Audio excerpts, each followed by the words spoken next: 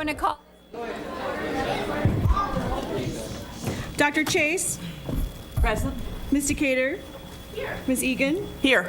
Ms. Hazard. Here. Ms. Healy. Here. Mr. McCosker. Here. Ms. Young. Presente. Madam Chair, you have a quorum. Thank you. Would you please stand for the Pledge of Allegiance?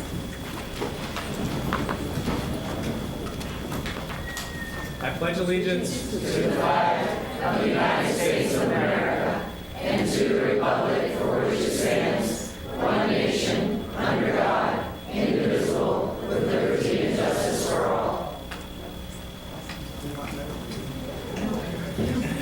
Do we have a motion for approval of the agenda? Motion to approve. A motion by Ms. Decatur. Do we have a second? Second. Second by Dr. Chase. All in favor? Aye. Aye. All opposed? All right. Agenda is approved. That brings us to awards. We'd like to recognize Ms. Lisa White Murrell, Career and Technical Education Facilitator, for presentation of awards.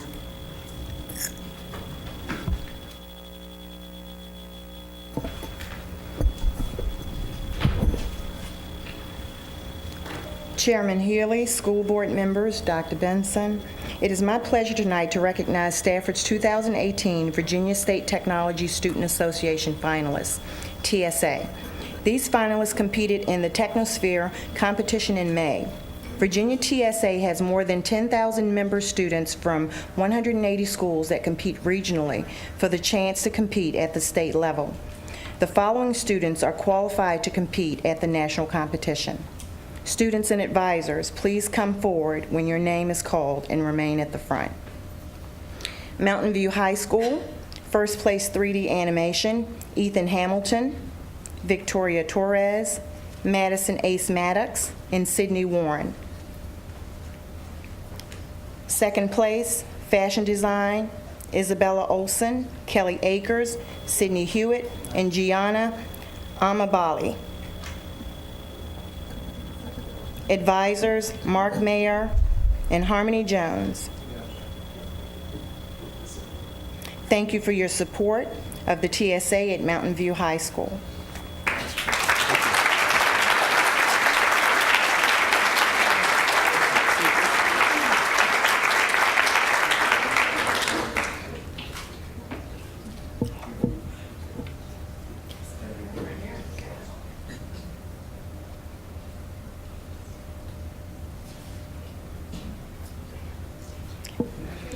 Audience, they would like for us to hold our applause until the end. Thank you. Brook Point High School and Colonial Forge High School. First place digital video production, Emma Devine, Katie Wheeler, Virginia Shim, Michaela Kiesp, Mario Martinez, Stone Summers, and Beniam Johannes of Brook Point High School, and Asim Sarfraz of Colonial Forge High School. These students also placed first on demand video. First place Children's Stories, Emma Devine, Katie Wheeler, Virginia Shim, Michaela Kiesp, Mario Martinez, and Stone Summers and Beniam Johannes. Second place Promotional Design, Emma Devine. The advisor is Summer Craig. Thank you for your support, TSA at Brook Point High School and Colonial Forge High School. Gale Middle School. We have third place Leadership Strategies, Yasha Sway, Sankora, Victoria Bellotti, and Angelina Hargate. Second place Dragster, Yasha Sway, Sankora. Third place Dragster, Ryan Auger. Advisor, Paul Jacobs. Thank you for your support of TSA at Gale Middle School.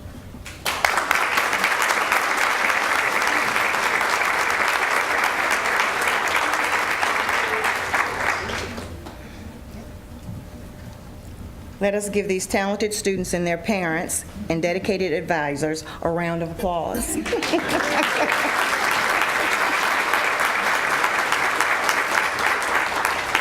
Other notable results. The following students were recognized as top 10 finalists in their event. Students, please come forward when your name is called and remain at the front. Mountain View High School, Top 10 Biotechnology, Rebecca Brown, Amanda Weich, Ashley Weich, Aiden Anderson, Harshel Patel, and Avery Shover.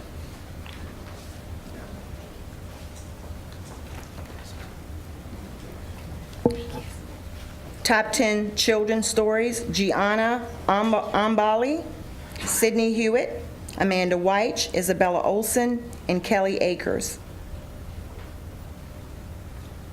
Top 10 Systems Control Technologies, Ethan Hamilton, Zach Hamilton, and Tommy Graves. Top 10 Promotional Design, Madison Ace Maddox.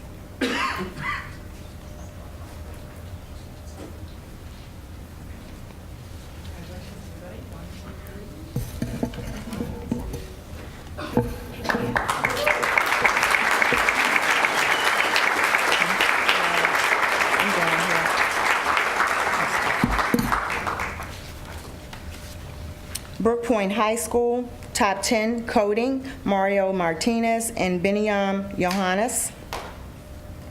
North Stafford High School, Top 10 Vex Robotics, Christopher Taylor, Alexander Jones. Vex Robotics team earned Judge's Choice at the Vex competition at George Mason, earned a spot at Vex States, and came in 4th place at the TSA State Technosphere and were invited to nationals.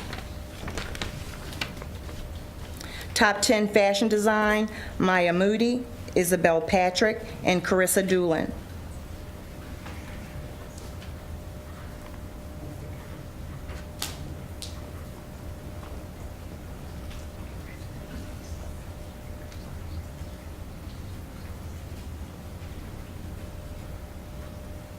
Okay.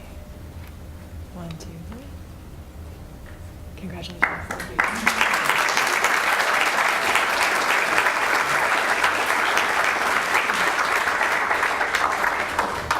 Gale Middle School, Top 10 Problem Solving, Yashosue Sankora. Top 10 Dragster, Ethan Oje. Top 10 Off the Grid, Carter Cooper, Yashasue Sankora, and Jonathan Montgomery. Top 10 Structural Model, Victoria Bellotti and Angelina Hargate. Top 10 Systems Control Technologies, Ryan Oje, Owen Oje, and Ethan Oje.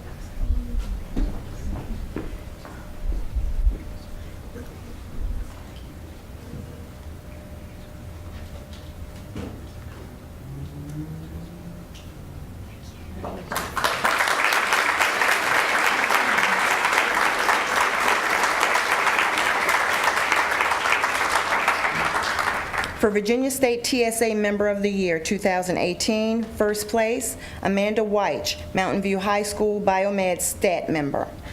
Second place, Stone Summers, Brook Point High School IT Stat Member.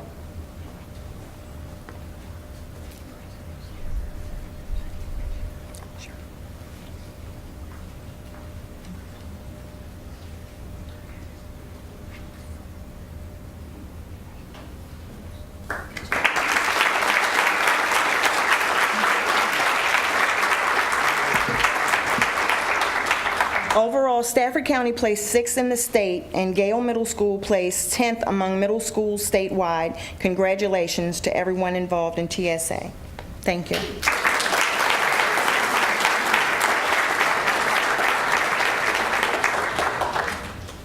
All right, we'd now like to recognize Mrs. Tammy Hauk, principal of Brook Point High School, for presentation of awards.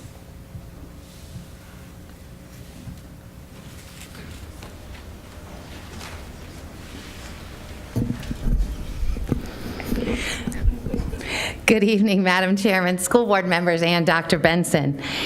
The 2017-2018 Brook Point wrestling team won the district, the region, and the state tournaments. This is a first for the team to win at all 3 levels. Additionally, the Blackhawks are back-to-back 5A state champions. I ask that they join me up front at this time, but audience, please hold your applause until the end. Justice Bell at 113 pounds. Jose Jihad at 145 pounds. Russ Pierce at 220 pounds. Brendan Olesta at 132 pounds. Bruno Alves at 106 pounds, who placed 5th. AJ Dutel at 160 pounds, who placed 5th. Nate Neverson at 195 pounds, who placed 4th. Jason Kaiser at 170 pounds, who placed 3rd. Joshua Montague at 126 pounds, who placed 2nd. Nick Pierce at 220 pounds, who placed 2nd. Ramses Montalvo at 285 pounds, who placed 2nd. And our first place individual state champion is Paul Pierce at 182 pounds. Also our managers, Tara De Roser, Isabella Tefera, Sophia Kaiser, Destiny Palmer, and Josh Dutel. Our coaches, Nick Pirelli, Jake Johnson, Rafael Alvis, Derek Mainville, and Travis Harris. Now we can clap. Okay.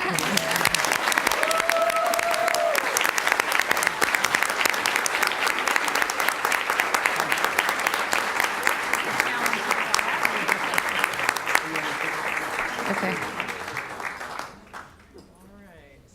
So I need everybody to come in a little bit. You can make a couple rows, especially this side. Don't be shy. How about getting down and... If you're in the front, maybe just Into that sorority thing. The girls do the sorority thing that they get down. Okay. Ready? 1, 2, 3. Thank you. Congratulations.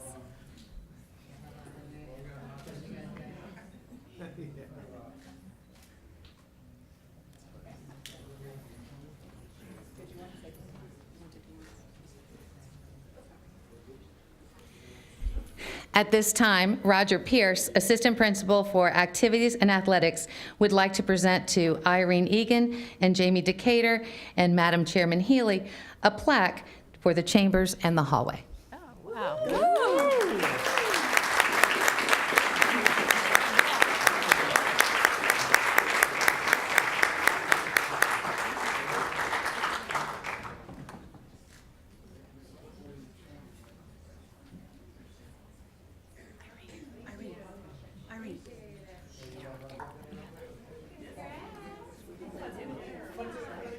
Yeah.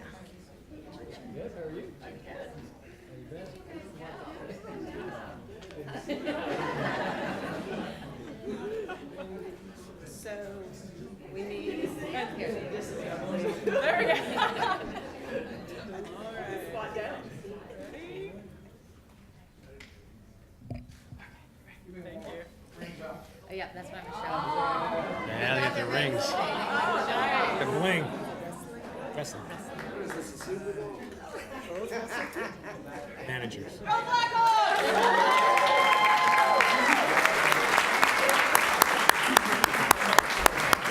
Everybody meet outside. She stole my line, but thank you very much. Congratulations, nice ribs, nice Yeah.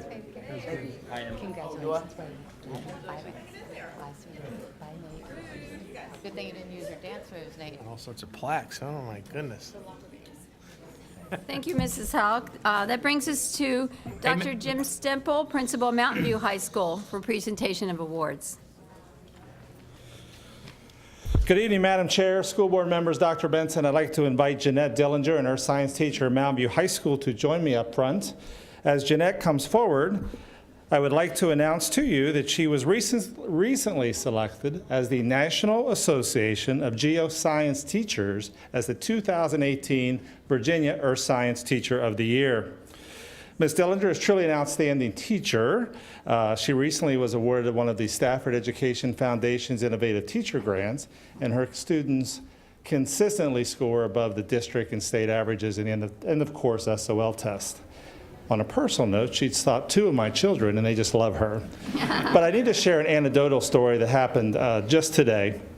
We had a senior who needed 1 SOL to walk across the stage on Saturday. This lady made it happen. So today, the senior passed his SOL, her SOL, and she will walk across the stage Saturday and get her diploma to her extra efforts.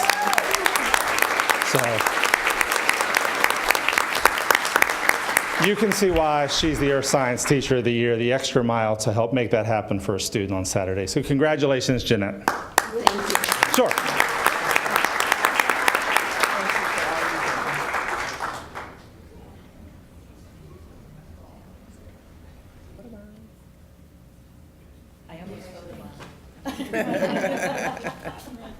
Thank you. Next, we want to recognize Dr. Tammy Hanna, Principal of Edward E. Drew Jr. Middle School, for presentation of awards. Good evening, Madam Chairman, school board members, and Dr. Benson. It is my pleasure to announce the 2018 Edward E. Drew Jr. Middle School recipients of the National Junior Honor Society Outstanding Achievement Award. Would winners Caitlin Cockrell, Camille Coslow, and Owen Richwine please come down, accompanied by your advisors, Jeremy Utt and Devin Washington. We also have, who were unable to attend, Alexandra George and Solomon Ime. We are recognizing the need to help middle school students jumpstart their quest toward higher education, and the National Junior Honor Society offers an annual Outstanding Achievement Award.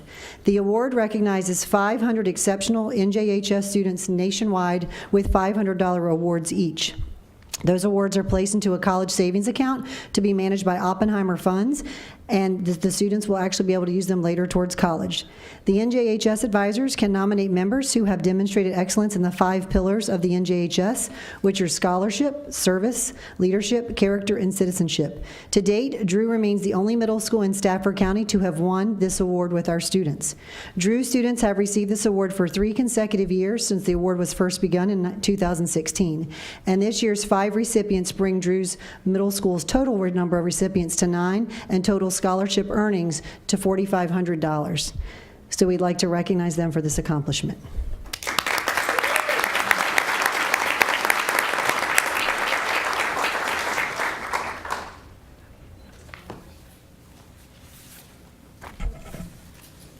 That brings our awards to a close. You're all welcome to stay for our meeting, but we won't feel bad if you decide to go on. We have another one? It's not on my list. Where is it? Oh. Oh, I'm sorry. Well, that's, yes. Where is it? Where is it? Let's see. That's all that's on the script, but now we get to the agenda. So that's a separate agenda item. Thank you. We want to recognize Mrs. Carrie Neely, Chief Academic Officer of Elementary Schools, for presentation of awards. And that's number 402 on our agenda. Good evening, Madam Chair, school board members, and Dr. Benson. Audience, if you would please hold your applause until the end, we'd like to bring both of our award winners forward. Will award winners Susan Whitehead and Neil Anand come up to be recognized? Every year, First in Math hosts an online competition to encourage students to practice their mathematical skills. Students earn stickers, which count in the competition individually, as a class team, and as a school community. Parents and educators also participate in the competition, modeling constant learning and growth. The 2017-2018 First in Math competition has drawn to a close, and we are proud to announce that Stafford County is home to some of the highest ranked players. Susan Whitehead is a 5th grade teacher from Ferry Farm Elementary School. Mrs. Whitehead earned over 70,000 stickers, earning her the ranking of #1 educator in the country. Congratulations, Mrs. Whitehead.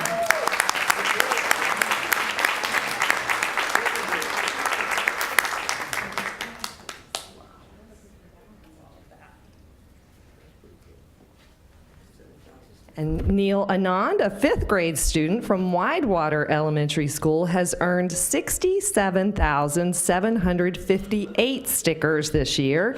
He is ranked #4 nationally and #1 in the state. Congratulations, Neil.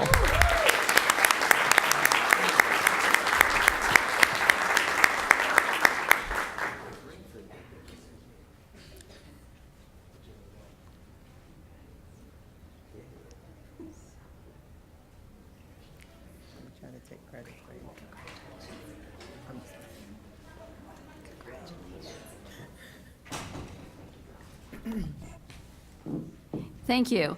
Now we come to the 2017-2018 Recycling Competition Awards. And we've had on the video, the films produced by our students. You've had a chance to see them before the meeting. Good evening, Madam Chairman, school board members, Superintendent Benson. As many of you know, Stafford County Public Schools has developed and maintained a strong and active recycling program throughout all levels of the school division since 2006. To ensure the program stays relevant, educates our students, and supports sound conservation practices, the division instituted several internal contests to promote recycling. Tonight, we will recognize the schools and individuals in 2 of those contests. Before I do that, I'd like to invite representatives from 2 of our business partners to come forward and assist in handing out the awards. Mr. Reggie Adams and Mr. Doran Harris from ABM Inc., formerly GCA, our custodial service provider. Please come down. And Ms. Lindsay Horn from Waste Management Refuge Services. Both ABM and Waste Management have graciously sponsored the recycling contest for many years with monetary support for award winners. Also, I want to recognize Josh Schimpf, the division's energy manager, and Jesse Belinsky, our custodial coordinator, if they could come down. I know Josh is not with us tonight. Without their hard work, focus, and instrumental support of the program, this effort would not be successful. So the first award we would like to announce tonight is the recycling video contest. As Ms. Ms. Healy mentioned, we were scrolling several of those videos before the school board meeting, and they were excellent this year. The video contest is designed to educate students and staff on recycling and focus their creative skills on the issues through the use of video media. This year's theme was Ways to Reduce Waste. A winner was selected at each level. Each first place winning team will receive $500. I will go first with the elementary school.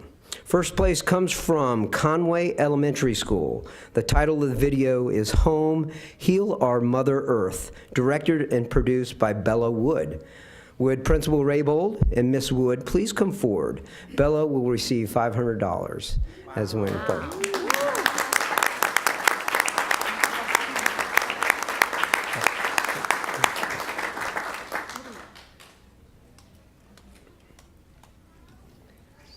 There you go. So this is a big check for a small gal. You need to grab hold of that, young lady. All right. That's for Bella. I didn't say for parents. It's Bella's.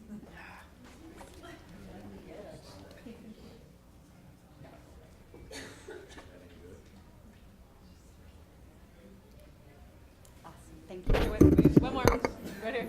One more. Okay, thank you. Thank you, Bella. Good job.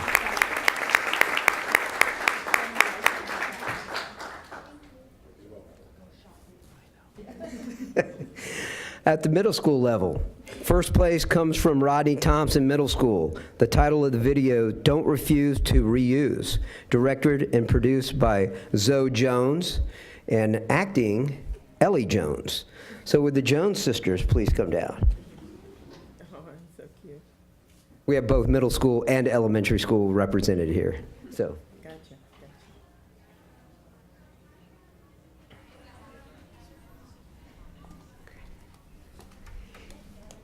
Each young lady will receive $250. Nice.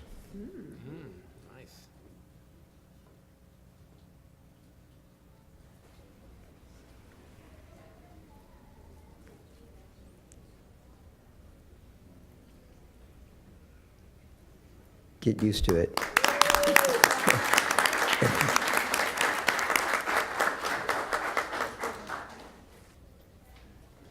Thank you, ladies. Good job. And finally, at the high school level, this year's winner comes from Mountain View High School, which includes students from Hartwood Elementary School. The title of the video is Recycling Girls, with Principal Stemple and students Felicia DeToll, Lexi Bowers, Dessa Bowers and Haley Bowers, please come forward.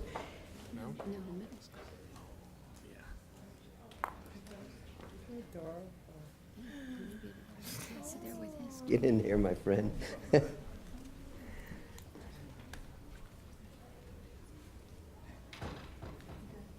Nice smiles.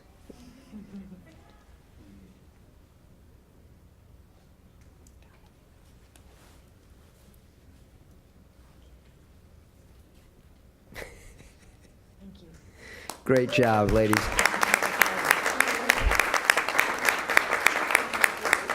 Each one will receive $125. The second contest I'd like to present tonight is called the Recycling Challenge. This particular contest was designed to promote school recycling by creating a friendly competition between schools at each level. The division breaks the competition into two halves and has winners for each half of the year, and then an overall winner. First half, second half, and overall winners receive $250. The overall winners for 2017-18 school year at the elementary school level is Kate Waller-Barrett. If Principal Austin could come forward to accept the award for the White Tigers. I'm not sure if she's here tonight. Oh, there she is. Great. Barrett Elementary School has now won the award 5 years in a row, so I think a dynasty is in the shaping. Absolutely. Great job, Kim. Their annual recycling rate was 40.44%. Anything over 40 is excellent, and anything in the 30s is really good. So fantastic job, Kim. Thank you. Congratulations. She's taking home the trophy. The winner at the middle school level is Rodney Thompson Middle School. If Principal Greider could come forward to accept the award for the Jags. Their program averaged an annual recycling rate of 37.78%. Rodney Thompson Middle School was last in the winner's circle back in 2009. So it's been a while, so welcome back, Andy.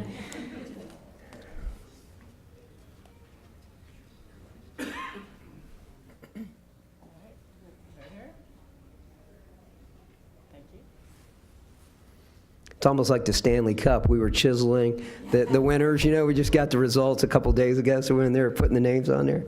So the winner at the high school level is Mountain View High School. If Principal Stemple could come down to receive the award for the Wildcats. The Wildcats have won the award 6 out of the last 9 years, so another dynasty. Seems like a few of the schools got it figured out. It's pretty good. Their program had an annual recycling rate of 40.40%. So good job, Jim.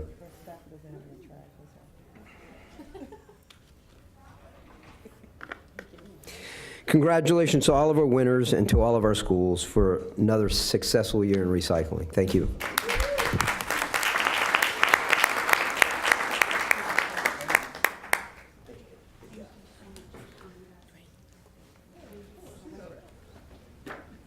Congratulations to the winners, and a special thank you to our business partners for their generous contributions. That brings us to special presentations. We have 2 this evening. The first is from the Fine and Performing Arts Advisory Committee, the year-end report.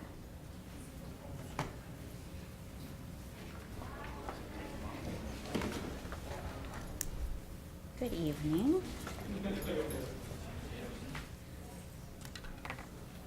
What do I want? Where is You want to go to slideshow, up at the top? why am I not seeing it? Ah, thank you. The bottom.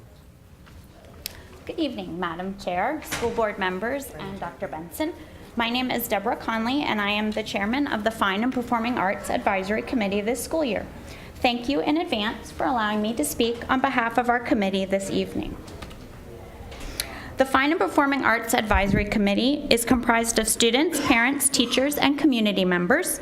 I would like to invite our committee members who are present tonight to stand and be recognized for their service to our school division this year.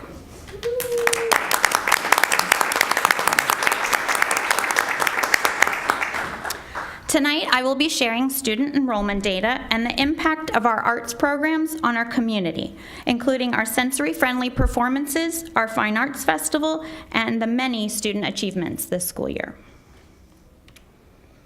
Before I begin, however, our advisory committee wants to express our sincere gratitude to the school board for their actions in the FY19 budget. We are thrilled that you have adopted a budget that includes co-curricular stipends for our middle school strings and drama teachers. This outcome has been the result of 6 years of advocating for this compensation. In addition, we are pleased that our secondary schools will be fully staffed with strings teachers, providing parity throughout our school division. To say that we are grateful for these efforts would be a vast understatement. Thank you again for demonstrating your commitment to our arts programs. So now let's look at some data. The chart you see shows that the enrollment numbers in our secondary arts programs have increased by 13% over the last 5 years. Over 75% of our student population at the secondary level is currently enrolled in an arts course. And when combined with our elementary students, over 24,000 of our 28,000 students are receiving arts instruction this school year. This equates to over 84% of our student population. In particular, our middle school chorus programs have some of the largest increases, from just 972 students during the 2013-14 school year to 1,324 students this school year. Orchestra enrollments have grown by nearly 300 students over the past 5 years, and with the inclusion of our new courses such as guitar and music technology, we are now reaching an additional 279 students. I think this data reinforces the importance of the board's recent approval of those new teaching positions to our ever-growing arts programs. As you may recall, last year we became trailblazers as one of the only school divisions in the country to host sensory-friendly theater performances. This year we continue this tradition and our partnership with the Special Education Parent-Teacher Association and Special Education Advisory Committee by providing 2 wonderful musicals produced by the theater departments at Brook Point and Stafford High Schools. Approximately 200 people attended these free performances, and our goal is to increase the community participation in future sensory-friendly endeavors. Our Fine Arts Festival always showcases the artistry and efforts of our talented students and the extraordinary leadership of our incredible fine arts teachers. This year, 35 musical and theatrical performances were including over 1,800 student performers during the festival. Student artists numbered over 8,000. Highlights included the work of our film students, the artistic talent of our superintendent, Dr. Benson, and the ever-crowd favorite, the instrument petting zoo. A special moment was enjoyed by those who participated in our community art mural, which focused on the beautiful tree at Stafford Elementary School. And in case you were wondering why it was always so difficult to leave the parking lot that weekend, the festival welcomed just under 15,000 patrons over those 2 days. 15,000. As always, we are quite proud of the accomplishments of our committee, our students, and our teachers.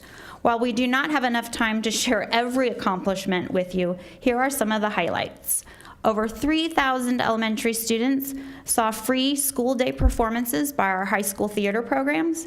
We had 47 all-state musicians in Stafford County.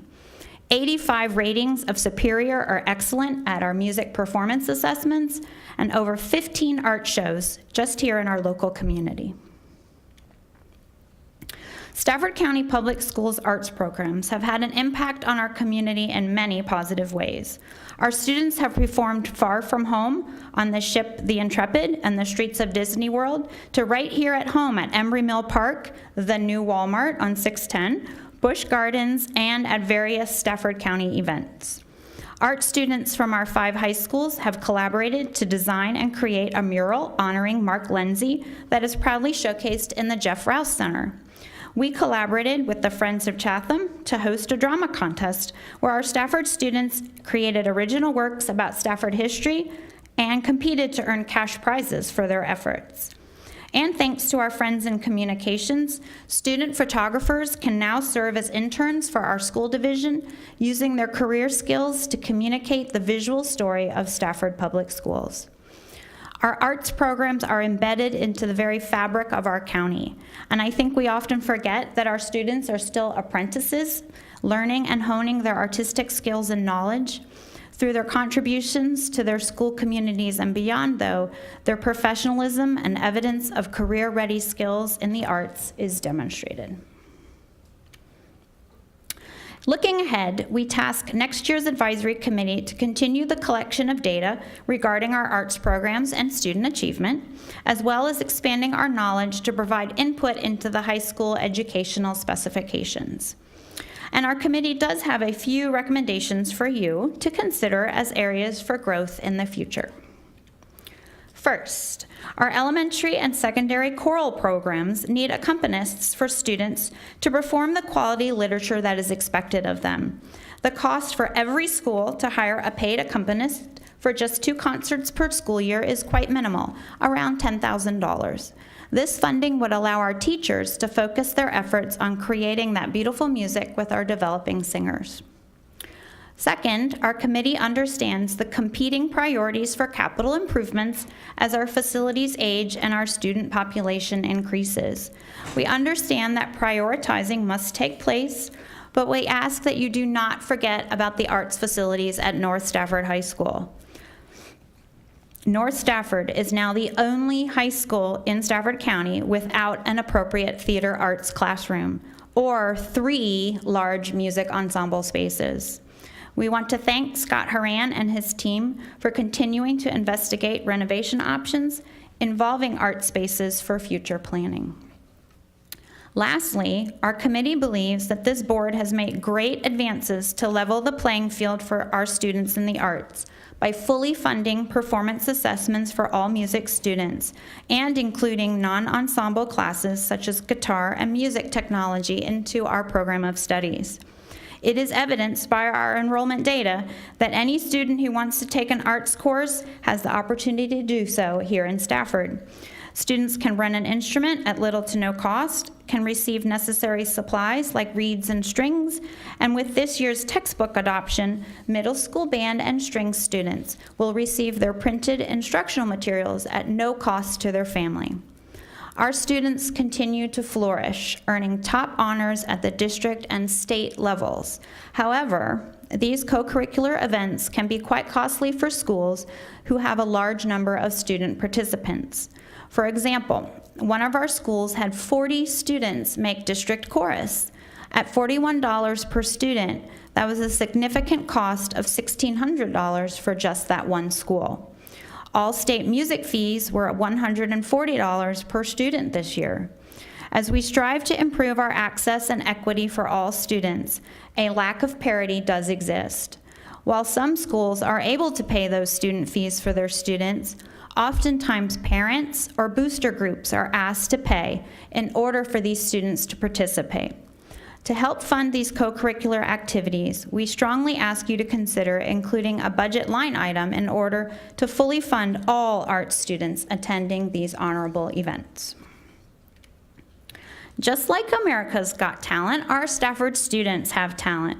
We have students who dream of making a career in the arts, and many are quite successful, such as this alumni of North Stafford High School pictured here.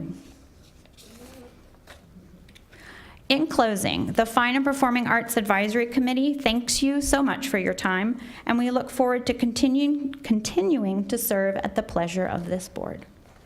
Thank you. Thank you.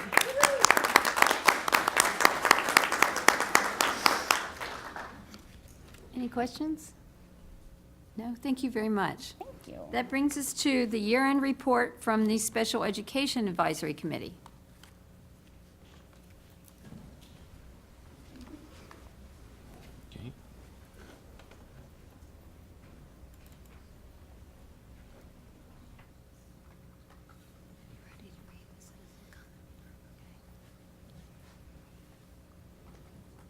Okay. Now go to slideshow up the top. Just go to the bottom screen. On the screen. The little screen down there, looks like a podium. down, all the way. Yeah. Right next Right. to the left of the 70%. Yeah. Sorry. Oops. To the left of the 70%. Right there, that Doesn't little want to move. screen. He wants a slideshow, right? Yep, that's it. Or if you do Enable editing, and then you should be able to. Yeah, so it's just- Go for them. It's Oh, showing right yeah. there. it's- all right. There you go, that Thank one. It's easy, just go. Yeah. We won't include that in your time. Thank you very much. Maybe you should. Madam Chairman, members of the board, Superintendent Benson, thank you very much for having me here to report to you. My name is Henk Dieger. I'm this year's chairman. There are members of the committee here, and I'd like you to show your appreciation for their work this year, please, if you'd like to stand. Come on. There you go. Thank you. Committee membership is made up of parents of students with disabilities, special education teachers, staff consultants, and members of the Parent-Teacher Resource Centre, as you can see. And we also have members of the Stafford Special Education Parent-Teacher Association members, SCPS. This is something which has been the practice for a number of years, and nothing has changed as far as that is concerned. The mission, again, is something you're familiar with. It hasn't changed. It's to advise you on the needs of education of students with disabilities. We participate in trying to develop strategies and priorities for those students. We review policies and procedures for the provision of special education related services before they get submitted to you as a school board for your approval. And we review the special education annual plan. There's been a massive growth, as you're well aware, of students with disabilities in Section 504 plans.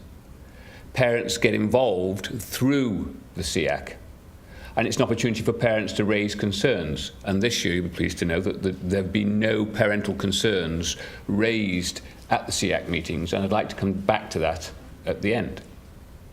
We get involved in briefings on the budget. We discuss things of interest, not just to us, but nationally. The recruiting and retaining of quality staff to ensure that what we have here can be maintained.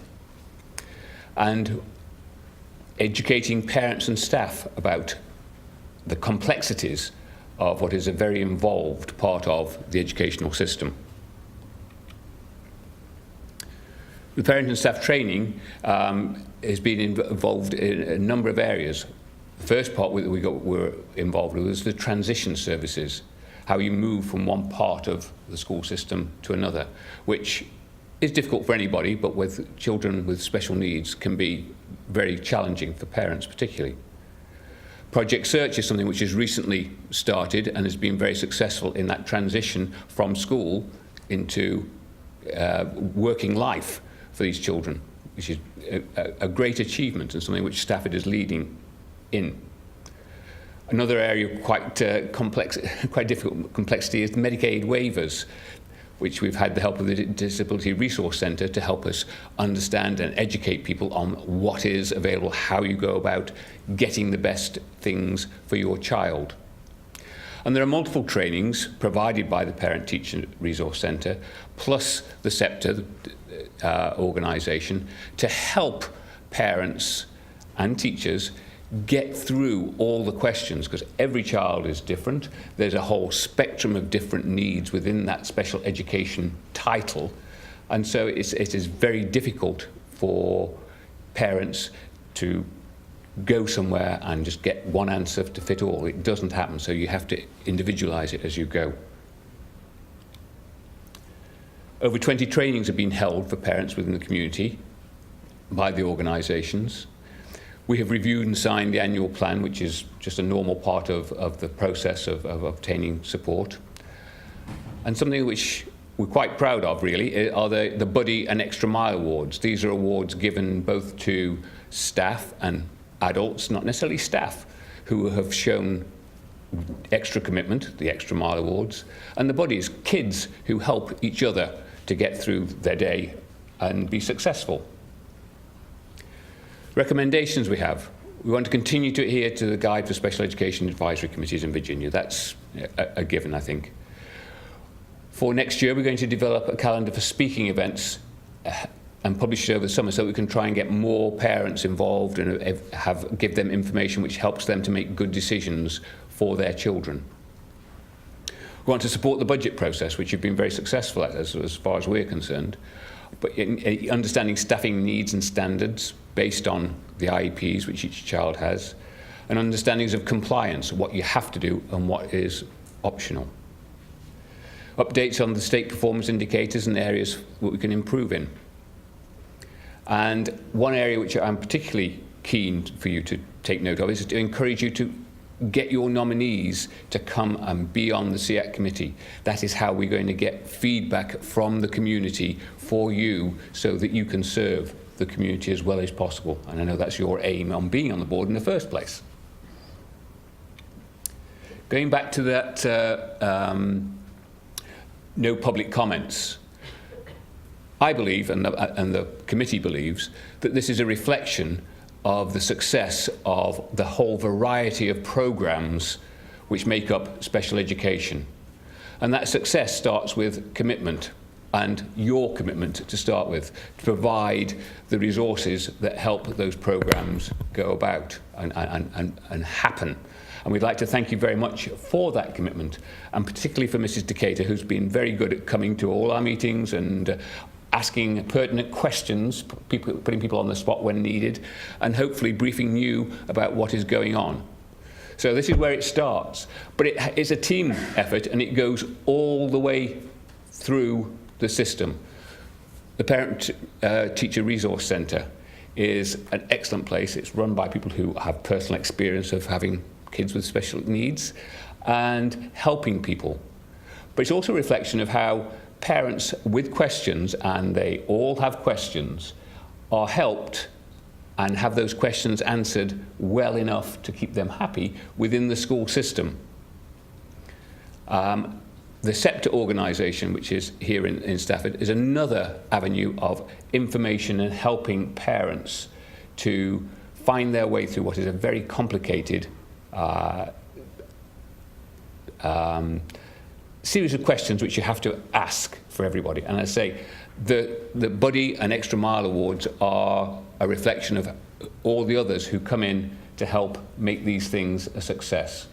So I'd like to thank you on behalf of the committee for all that you've done and all that the school system is doing for these children with special needs.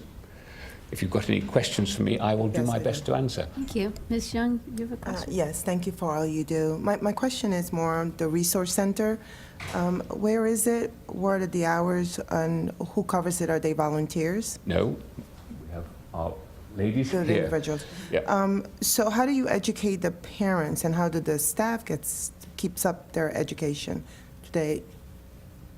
What they can tell you better than I can, but Yeah. yeah. Go ahead. Why don't you come down here so everyone can hear? Thank you.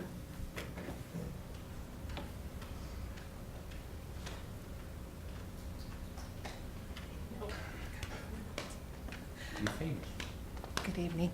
One thing we do, we are housed over with Child Find at the Gary Melchers Complex. We moved down there in November.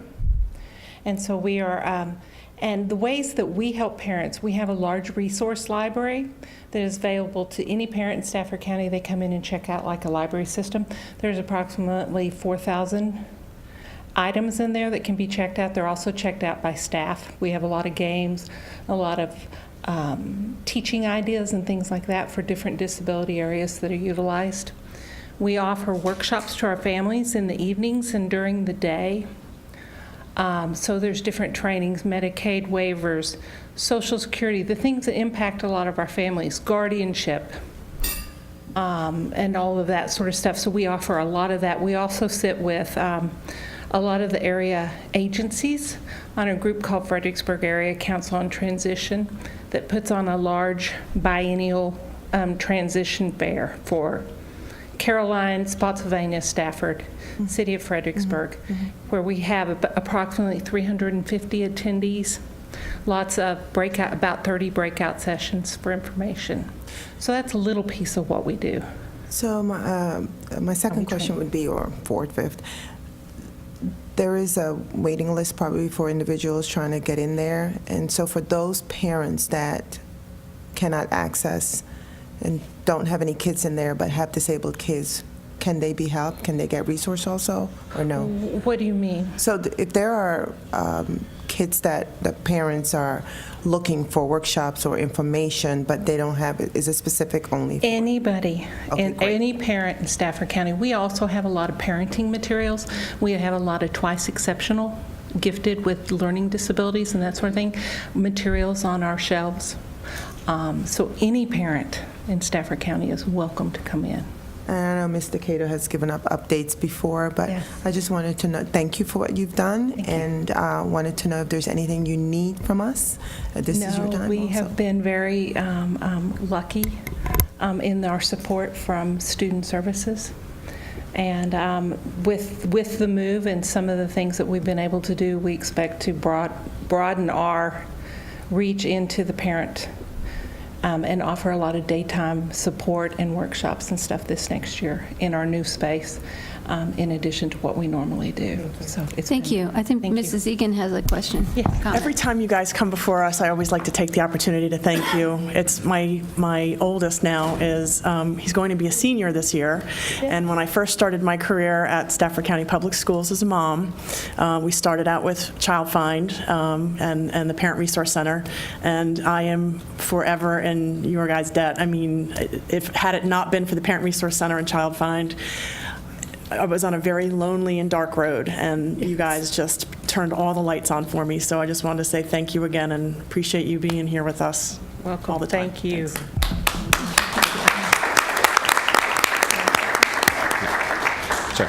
thank you. Thank you very much. Thank you. We appreciate it. Next, we have citizen comments. Happy citizens, that's great. All right, Love it. Mr. McOsker. Individuals wishing to comment at this time may do so by responding to the general invitation of the board chairman. Speakers shall identify themselves by name, address, and organizational affiliation if the spokesperson represents an organization. Speakers shall also announce the purpose/topic of their comments. 3 minutes shall be allotted to speakers. The chairman reserves the right to restrict the total citizen comment received at any particular meeting to a predetermined maximum number of minutes with the approval of the board.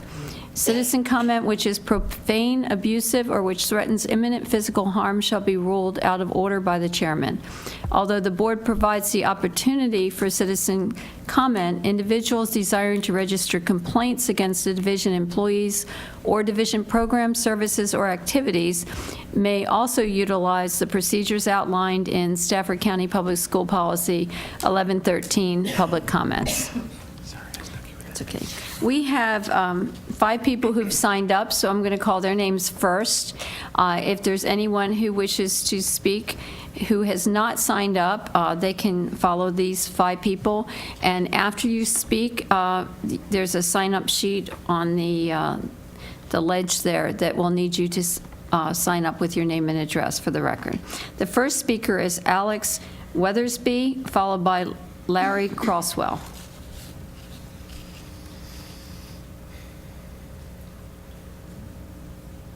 All right. Looks like one of the 2 is here, and Phoebe Samohana is the next speaker.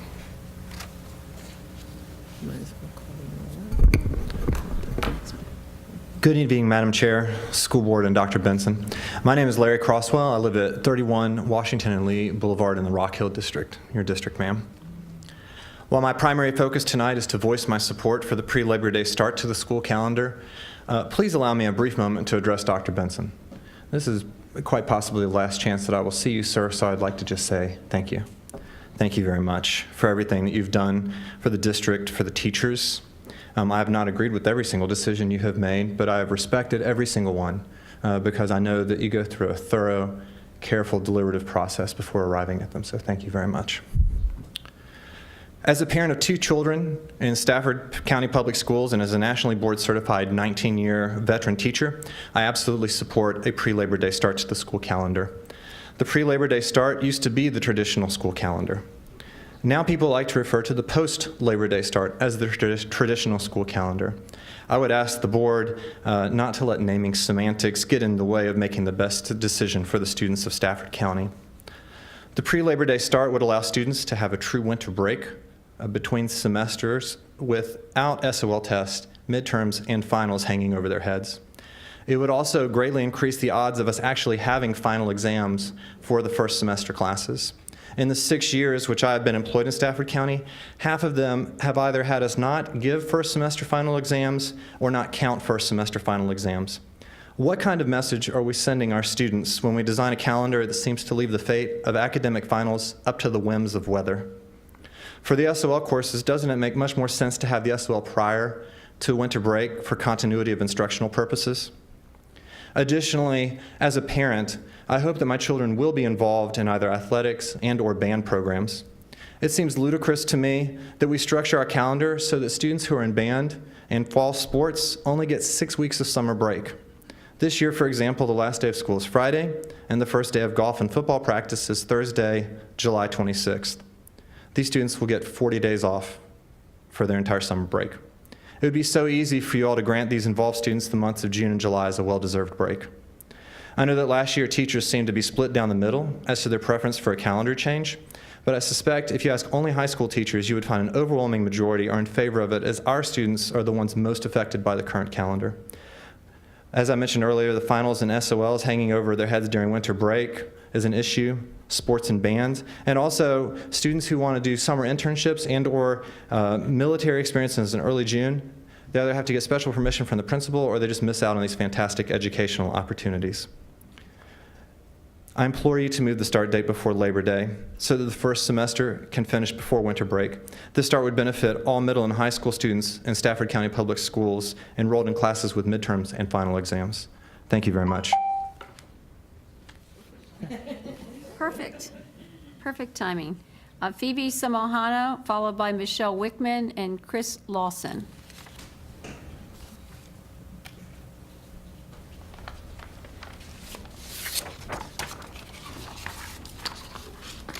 Hi, my name is Phoebe Samahano. I'm a sophomore at Colonial Forge High School. And do you need my address? No. Okay. When you ask most people what is more important, school or health, most would say health. So why are we punished when we prioritize our health? The current attendance policy allows for 2 days of absence per class of absence through the entire year in order to be exempt from an exam with a B to an A-. I ask that this policy gets changed to 2 days per class per semester. This equates to 8 days out of a total 180, equivalent to just missing 4.4% of the school year. This year, I'm exempt from all my exams except for one, my English exam. I have an A- in the class for the year, but last week I became sick and the doctor recommended I stay at home to recover. But due to being already at 2 absences for this year, I tried to wait until the weekend. I pushed through 1 day of school, but was absolutely miserable and on the verge of crying from pain the entire day. For my own health and well-being, I took the next day off to recover.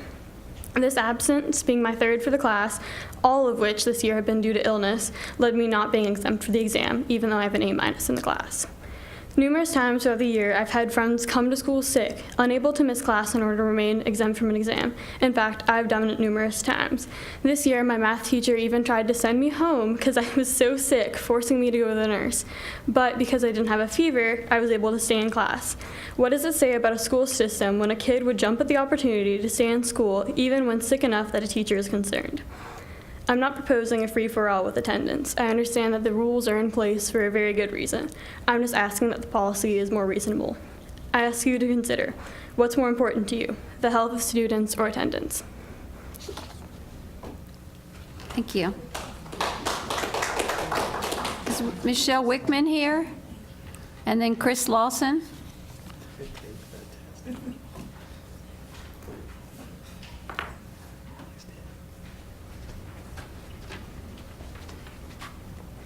Good evening, Dr. Benson, members of the board. My name is Michelle Wickman. I'm at 305 Bentley Court, and I'm a teacher at North Stafford High School. I'd like to speak this evening in favor of a pre-Labor Day calendar change. There's been a lot of talk about why we shouldn't make this change, setting aside personal vacation preferences, which I hope would never be considered when developing an instructional calendar. Let's look at some of the other things that folks are saying in opposition. I've seen 3 common themes. One of them is kids need a normal summer. I'm an Air Force brat, so my brothers and I attended schools in 6 states and 3 countries in 18 years, and the only place it ever started before Labor Day was Virginia. So a pre-Labor Day start probably feels pretty normal to a lot of people. I think that all the military families in the community in particular would really appreciate being able to finish school before they have to PCS to their next duty station. And those that are moving mid-year would really appreciate starting a new semester in January instead of trying to fit in where we are now. Another reason that I'm seeing people opposed is they're saying we shouldn't do this just because everyone is doing it. To which I would agree, we should not just jump on the bandwagon to jump on it, but there are valid reasons why we should be changing because the counties around us have changed. One of those would be that teachers who live in other counties, we want them to apply here so that we can get them working here, right? And we also don't want to lose the teachers that do live in our other counties and work here now because our calendars are no longer aligning. Additionally, there are regional programs such as Colonial Governor's School where teachers are collaborating between counties, and if we are not aligned calendar-wise, then that leaves the Stafford students behind. It's creating issues there. Number 3, the biggest one that I'm seeing really is people are saying we shouldn't make this change due to testing. The sentiment here seems to be that testing shouldn't be so all-important, and I 100% agree with everything that people are saying when they say that. The pressure that we place on today's students due to testing them out the wazoo is just insane. But unfortunately, the mandated testing isn't going away anytime soon. So how can we take some of the pressure off of these kids and their teachers? We can give them 3 more weeks to prepare for AP tests. We can end the semester before winter break so that they don't have to worry about SOLs and semester exams that are currently right after it. We can have a testing season that isn't likely to be peppered by snow days, which gives both teachers and students consistent inconsistency. We can have spring break at the end of 3rd quarter so that grading and assignments are finished before vacation. I still maintain that a teacher workday needs to be added to the pre-Labor Day calendar before winter break. I think that's really important. I also think that it's crucial to look at retrofitting the buses with air conditioning because asking our already grossly underpaid bus drivers to work in the August heat is quite frankly an insult and a potential liability. But there are solutions to those problems. You have an opportunity to give the students and teachers of Stafford County a better, less stressful educational experience, and I ask that you do not vote against that. Thank you.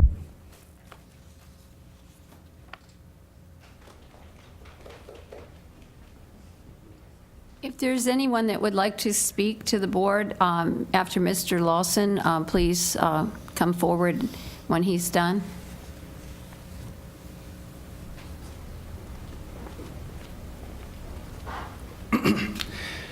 Good evening, Dr. Benson and members of the board. My name is Chris Lawson, and I'm a teacher at North Stafford, the world's greatest high school. As math teachers, our ultimate goal is to turn our students into lifelong problem solvers, even if the problems don't relate to math. This is a valued skill to have because, as we all know, there is a problem with our current school calendar. When I started teaching in Stafford County 4 years ago, I was introduced to our current post-Labor Day calendar. It seemed strange to me at the time that this was the norm for everyone, especially with all of the problems it causes. A brief list of these problems includes, but is not limited to, 1, having a negative impact on state and AP testing for our students. Hopefully you all received my email, including the data for our geometry SOL scores of the last 4 years to show this effect. Number 2, our calendar causes our governor school teachers in our surrounding counties to stagger their curriculum pacing for their students. This prevents the whole program from truly collaborating, which is really what the program was designed for. And number 3, my least favorite, the inevitable cancellations of midterm and final exams in January every year due to snow. It was completely mind-boggling to me that this was the calendar of choice for our county year after year, even after Virginia has allowed over 65% of its counties to move to a pre-Labor Day calendar. With these issues in mind, it was clear to our department that these problems will occur every year for the foreseeable future. So as the problem solvers we are, we were forced to make adjustments to our instructional pacing so that it could test before winter break. These adjustments were made with the focus being solely for our students, for their success, and the adjustments did help the cause, but in the end, it is still not a fair fix for the students. As I tell my students every year in each class, problems you will encounter in life have more than one solution. Well, there is good news. There is a better solution. Dr. Benson, along with the unforgettable Mr. Nichols, have provided us with a tremendous example on how to fix all of these problems. We, along with many of the Stafford County teachers, students, and even parents, are for a pre-Labor Day calendar. A pre-Labor Day calendar will undoubtedly be something most people in this county will not have experienced before, and people have expressed how they do not like the change. So, to those in this room and to those out there watching this who may still be opposed to the idea of switching the calendar, here's a quote from a classic bedtime story I read to my daughter last night that I want you to think about. You do not like it, so you say, but try it. Try it and you may. Try it, and you may, I say. As my time is running out, I will leave you with one final thought.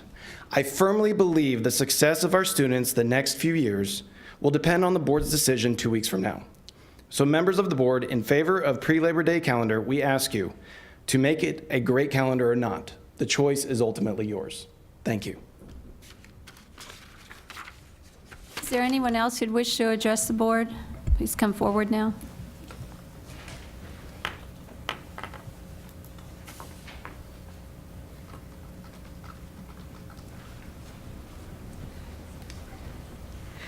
Good evening. My name is Kristen Barnes. I live at 11 Temple Drive, and I would like to discuss the same topic and possibly give you a different perspective this time. I know that most of you have heard me speak. Some of you have not yet. So there are a few good arguments for the pre-Labor Day start, and we heard some of those. But in my opinion, none of those trump having kids home with their families in August for a true, long, hot summer vacation.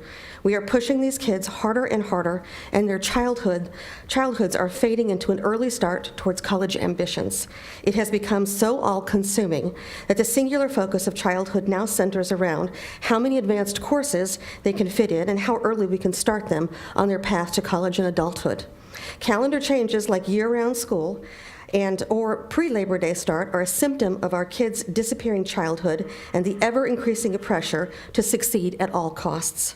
I'd rather my kids swim, bike ride, and read through those lazy last hot days of a traditional summer instead of packing them on a miserably hot bus just to get a few more hours of instruction in the hopes that their standardized tests might improve slightly. Because it is, after all, the most important part of a child's life these days, it's testing. Our students have managed very well. The arguments that we've heard before, we've heard them many times, but our students have managed very well with a post-Labor Day start, and I see no reason to fix something that is clearly not broken. There's simply no empirical reason to change the start date at this point. If we are looking to make a positive change for our students, we should be discussing start time, not start date. There is a wealth of medical and academic studies that show a later start time for high schoolers has a positive impact on test scores. And if that's what we're really concerned with, let's go there for a year. We've been discussing this year after year, and the start time is what should be discussing instead of the start date. There are articles online written by the CDC, American Academy of Pediatrics, that state that high schoolers should start no earlier than 8:30 in the morning. So instead of going round and round and round, let's bring up something that will actually make an empirical change for our students, and that is looking at a start time instead of a start date. Thank you. Oh, could you sign in, please? Hi, I'm Dana Brown. I live at 41 St. William's Way. I have a child at Mountain View and at North Stafford. Here to talk about the calendar. Couple of things. I want to remind you that it's Virginia law to start after Labor Day, okay? You can obtain a waiver, but some years you might qualify, some years you might not, and then you're going to be forced to change your start date back and forth like Spotsylvania has done. Parents are not happy down there.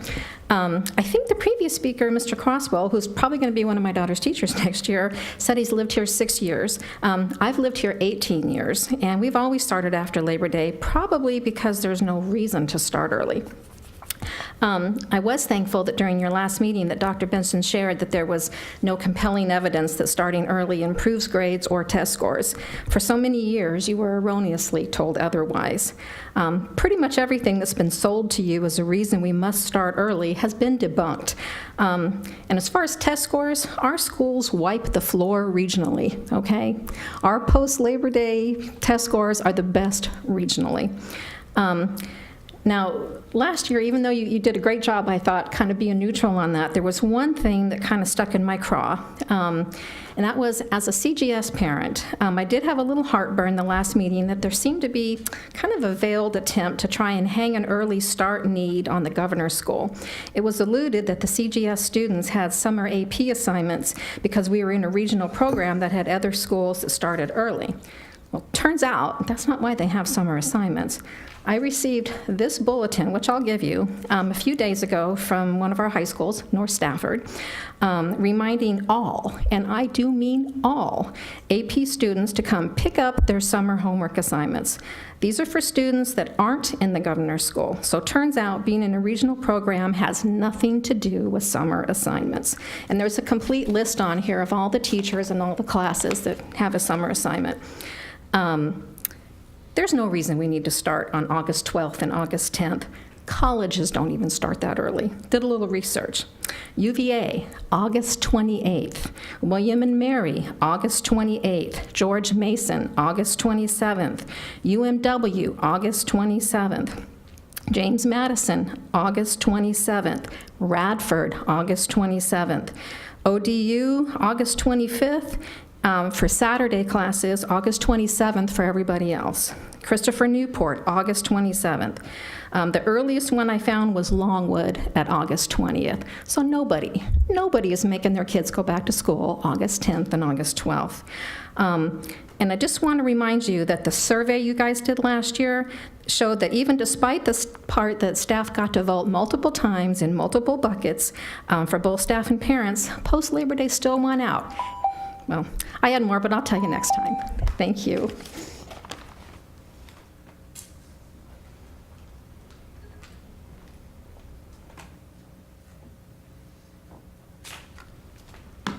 Good evening, Christina Lewis, Stafford County resident, also a Stafford County employee.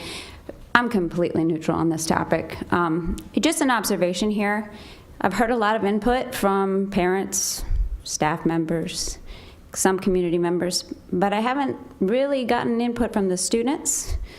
I think that's something we should probably be soliciting. They're probably more knowledgeable than most of us on how they will be impacted if this change is made. They might have some very valuable input, so just hoping that maybe we can put something out there to our students, especially our high school, because we're really talking about how they're impacted by the testing and when testing takes place and starting early. So if that's possible, something that we can do before we actually take a vote, I just recommend that we do that. Thank you.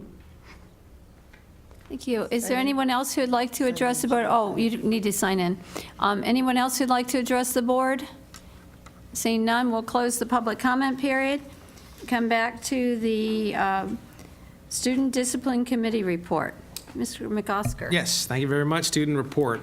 At this time, I'll start reading the reports from May 3rd, May 17th of the School Board Discipline Committees. On May 3rd, 2018, a committee of the board met to consider one student disciplinary matter. The committee continued the matter for student A for 90 days.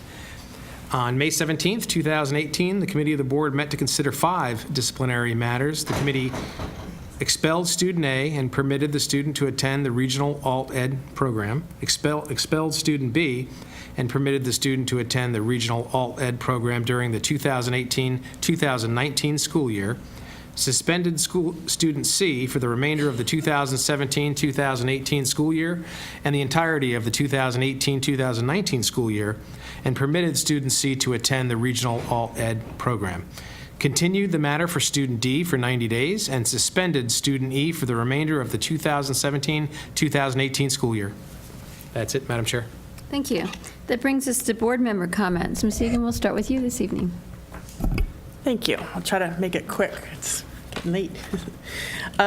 Just a couple of things. I just want to say thank you to the folks that have reached out, mostly my constituents who just wanted to give the board a good job and thank you for what you're doing, given the fact that we're always getting complaints and criticisms. There were a handful of folks that reached out and took this opportunity at the end of the year to say thank you and keep up the good work. So that was a nice thing I wanted to share with you guys. I'll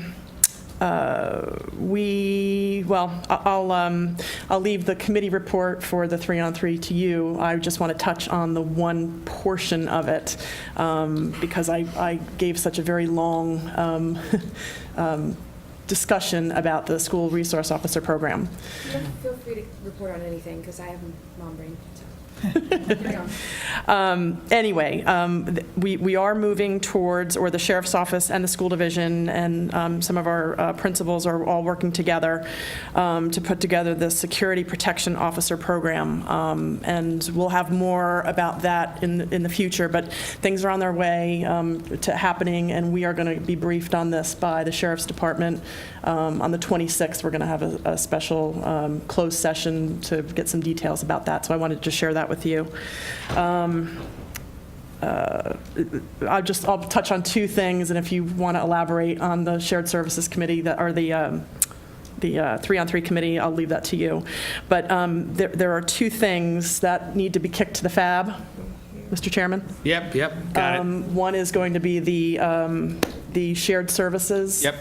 And the Got other that. one is going to be the procurement officer. Yeah, and I think the next FAB is the 19th, I think. Is that right, Chris? The 19th? We made it for the 19th, so. So have you been updated on what the requests were from the 3-on-3? I did. Okay. I got it. I thought you might have CC'd or someone CC'd me, so, but I'll make sure I just wanted to make sure that you got it so that you can run with it. And that's all I really had on that part. The other thing that I wanted to say was thank you, Dr. Benson. And we really are going to miss you. It's been an honor to serve with you for the past 4 years. You were a great, person to kick off my first year on the board with, and I learned a lot from you, and I really appreciate your patience and putting up with a lot of the different personalities on this board and back then, and even now. I've got some new folks on here too, so it was really a learning experience for me, and you made it all that much easier. So, thank you. And then the last thing I wanted to mention. Somebody had mentioned something about having to get a waiver for the calendar. I just wanted to let everybody know that there is legislation before the 2019 General Assembly that would, and this is good news, this is a step in the right direction, that would start kicking back some of these decisions to the local school boards instead of the state mandating that we must do this and we must do that. I think they're starting to look at us as, these people know their community better than anybody else. Let's start, kicking these decisions back to them. So I think there's some good support for it, and I don't think that the waiver is going to be much of an issue for us if this passes. So that's it. Thank you. Thank you. Dr. Chase. Hi. I just want to say a couple weeks ago I had the opportunity to visit Stafford Elementary, and I want to thank Principal Foreman for giving me a tour, and Megan Seckinger, the diagnostician there, who asked me to come by to learn about what diagnosticians do. So that was great. And then last week I had the opportunity to learn more about Empower House, which works with survivors of domestic violence. As part of their strategic plan, they have begun reaching out to local school divisions to try and do some prevention, teach teens about healthy relationships. I believe they are meeting with Melanie Daniel this week to see if they might be able to partner with Stafford schools. Last night I attended our annual retiree recognition dinner. I want to thank staff for putting together such a lovely event. While I am sad to see such wonderful educators and support staff leaving Stafford County, I wish them all the best, and I'm incredibly grateful for the care they took of and the education they provided to Stafford children. A quick follow-up with the board about the CIP. If it is the will of the board, I would like to ask staff to take time in the next few months to really explore our delivery model for early childhood special education. There have been some changes at the state level, and we really need to be sure that we're using both our staff and facilities as effectively as possible. And finally, Dr. Benson, thank you for your wonderful leadership over the past 4 years. I will miss you, but wish you all the best in North Carolina. They are very lucky to get you. Thank you. Sure, that's fine. Thank you, Dr. Chase. Mr. McCosker? Sure, so let's move it on. I've gone to a lot of things, done a lot of things, retirement ceremony, wonderful, beautiful stuff. I don't use that time to say that stuff here. I never have, 6 years. Anyway, congratulations. Did. Well, I'm talking about, I've got kids in 10 schools. I mean, I'm good at everything. All right, congratulations to our students and staff for making it almost through another year. I'm going to say almost, we're almost there. I'd like to take this time to congratulate our graduates and many of us who we'll be seeing on Saturday morning, very early, and it's supposed to be good weather, so I'm really happy about that. And then once again, all the building staff at the tip of the spear who touch the students directly and make that happen. Hats off to you once again for a wonderful school year, and of course our senior staff here who guide them along the way. Say a fond farewell to Dr. Benson. It's been a couple of years now you've been with us. You actually stayed with us for more than a year, which that was good. And you did bring the policies and the. You've done a lot of things, but I think you really left your mark by putting policies in place and procedures in place and staffing standards in place, and the list can go on and on and on. And so I really do. You left the school division in a better place, and I think that should be mentioned, right? I think that's the truth, and you need to know that when you leave. You always go to a new job, and you always hope to leave it in a better place and have the next guy or gal come in next behind you and keep the ball moving. And so thank you, and have a safe departure to your next chapter in life, and make sure you say hello once in a while. I know you're not going to call me, but call one of these guys and tell them what you're doing. They'll pass it on to me. In his replacement, as you know, Pam Kale is going to step up and for the leadership role. So we're going to see her sitting on the dais with us, and hopefully we have a Interim. Well, yeah. No, that is not your cue to leave. Although I heard you were leaving early tomorrow, so I don't know. Anyway, so thanks for Mrs. Kale to step up. I have full support, full support of the board. I know you do, and so we're looking forward to that. Committee reports to the board, just very quickly, Madam Chair. So we got this year's committee reports. They're just about done, Missy. We have a sheet. We have a sheet. Well, the committees are starting to roll in with their reports. All right, the advisory committee reports. We had a worksheet set up, so we know exactly what year, right, and what they asked for by year, and so that we could track our progress, right? So we had some wins on a lot of the committees this year with the budget. We had three gifted teachers filling up the roles. We also had some fine arts advisory wins, and so what we want to do is keep tracking those wins. And if we can't one of the primary reasons for that thing is for us to make sure that, yes, acknowledge we knew what you asked of us, and we can either do it or we can't do it this year. And look you in the eye and say, can't do it this year, or we can do it this year, or we're going to try our darndest. So I'd like to see that with the will of the board. All right, thanks. Thank you. Ms. Young? So you better not say a word after I finish. Why am I getting yelled at already? Because you did it with Sarah. Anyway, while we work on ensuring our students are safe on the inside and we beef up security on the outside with individuals packing, let's know that we need to take care of those students that may pose a threat to others or themselves. We need social workers and counselors working on the task force team to identify students that have mental health issues or have feelings of isolation or are bullied. We need to invest and know what the problem is. We need to solve the problem or the issue and not wait to tackle the problem of the aftermath where souls are at stake. Let's ensure parents are taking care of their guns at home and not allowing them to get into the hands of their children and say that they had no idea. Let's be vigilant and smart. So the graduation at the alternative school, I don't like that name. I rather New Beginnings or something like that. Students make small mistakes sometimes. But there were 108 students. It was a beautiful combination. Dr. Benson was there, Pam, Holly, Chair Ms. Healy, and it was beautiful. So I congratulate every single one of them. And I thank all those teachers, administrators, and all of those that were at the retirement party. Was it yesterday? Mm-hmm. Just feels like so long ago. I also wanted to mention about the library at North Stafford. It is a 1980 high school library that got a 21st century upgrade. They used creative design and furniture selection on a limited budget. The numbers don't lie. After the design, the library saw a 61% increase in class visits and 43% increase in walk-ins, and is no longer underutilized.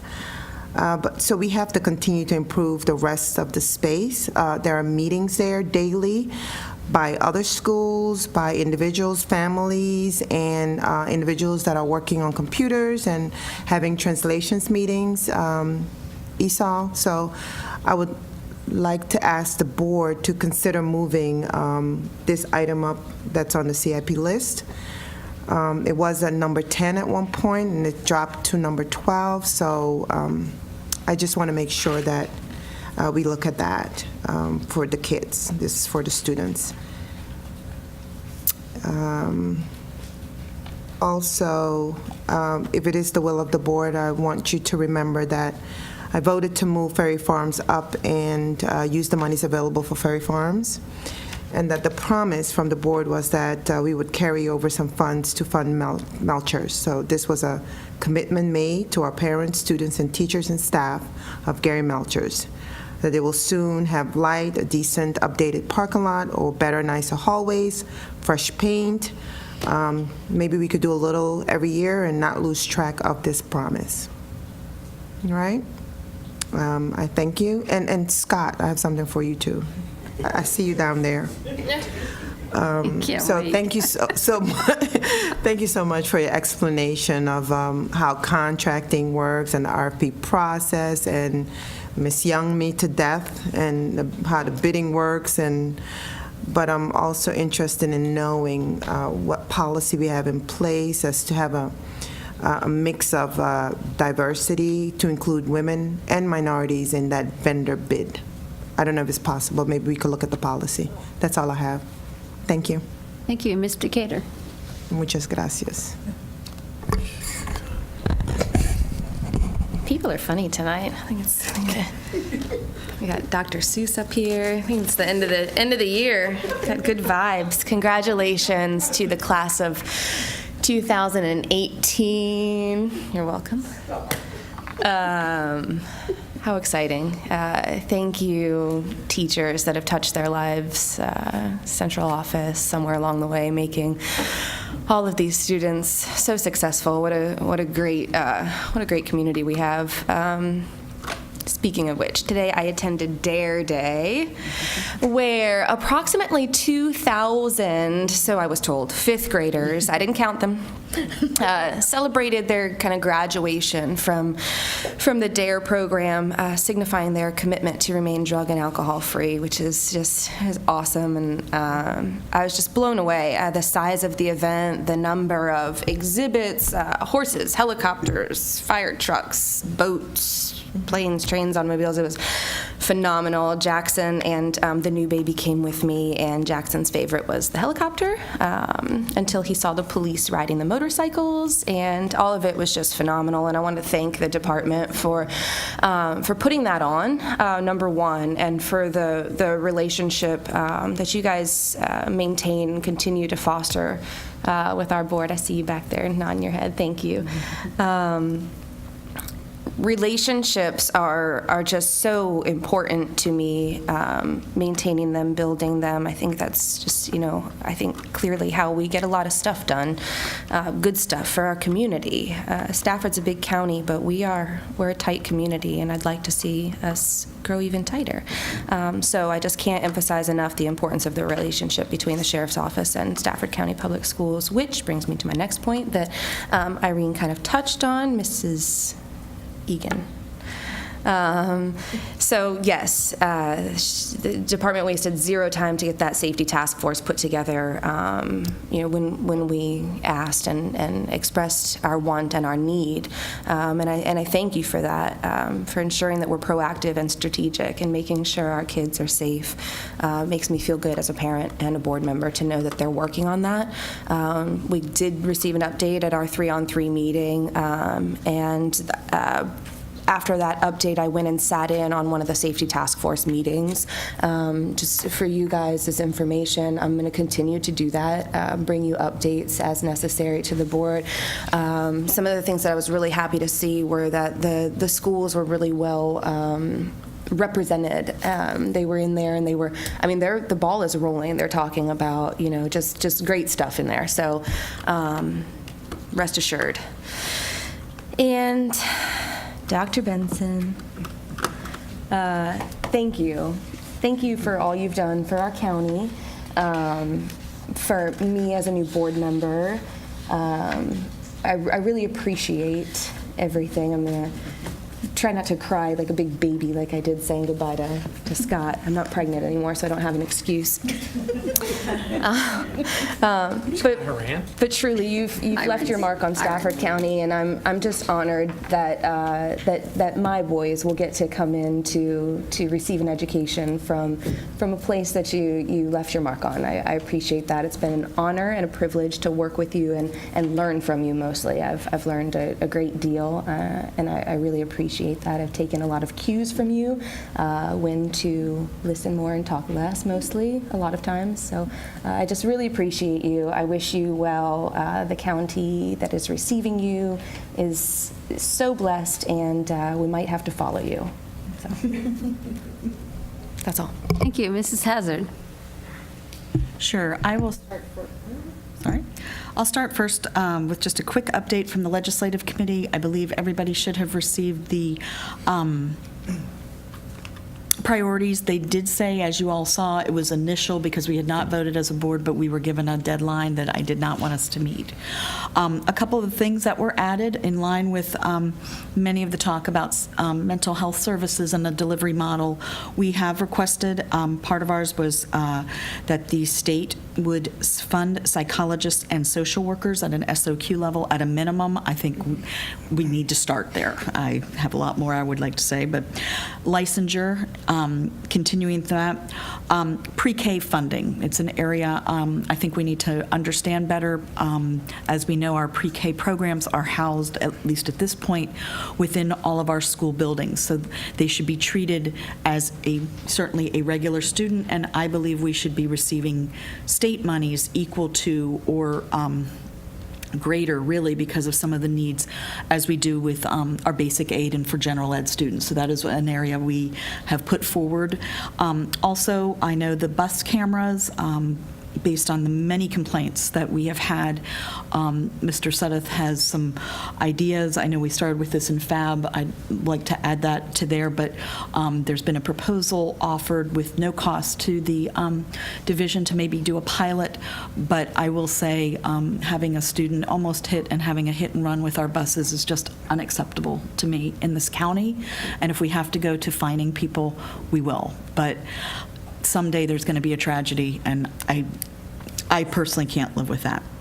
Moving on to my broader comments, I learned one year when my daughter came back from camp, is she came back with something that's called rosebud thorn that you talk about at the end of your day.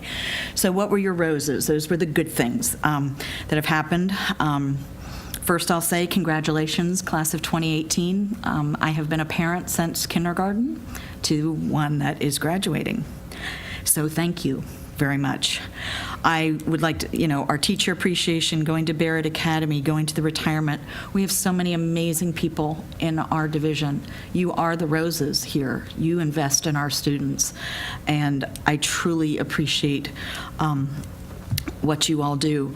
One of the neatest things that I was honored to go, of course, to the retirement dinner last night, but many of you know I'm on Fine Arts. So I did miss the first annual Riverside Awards this year, which was done at the Riverside Dinner Theater. That is for excellence in high school musical theater.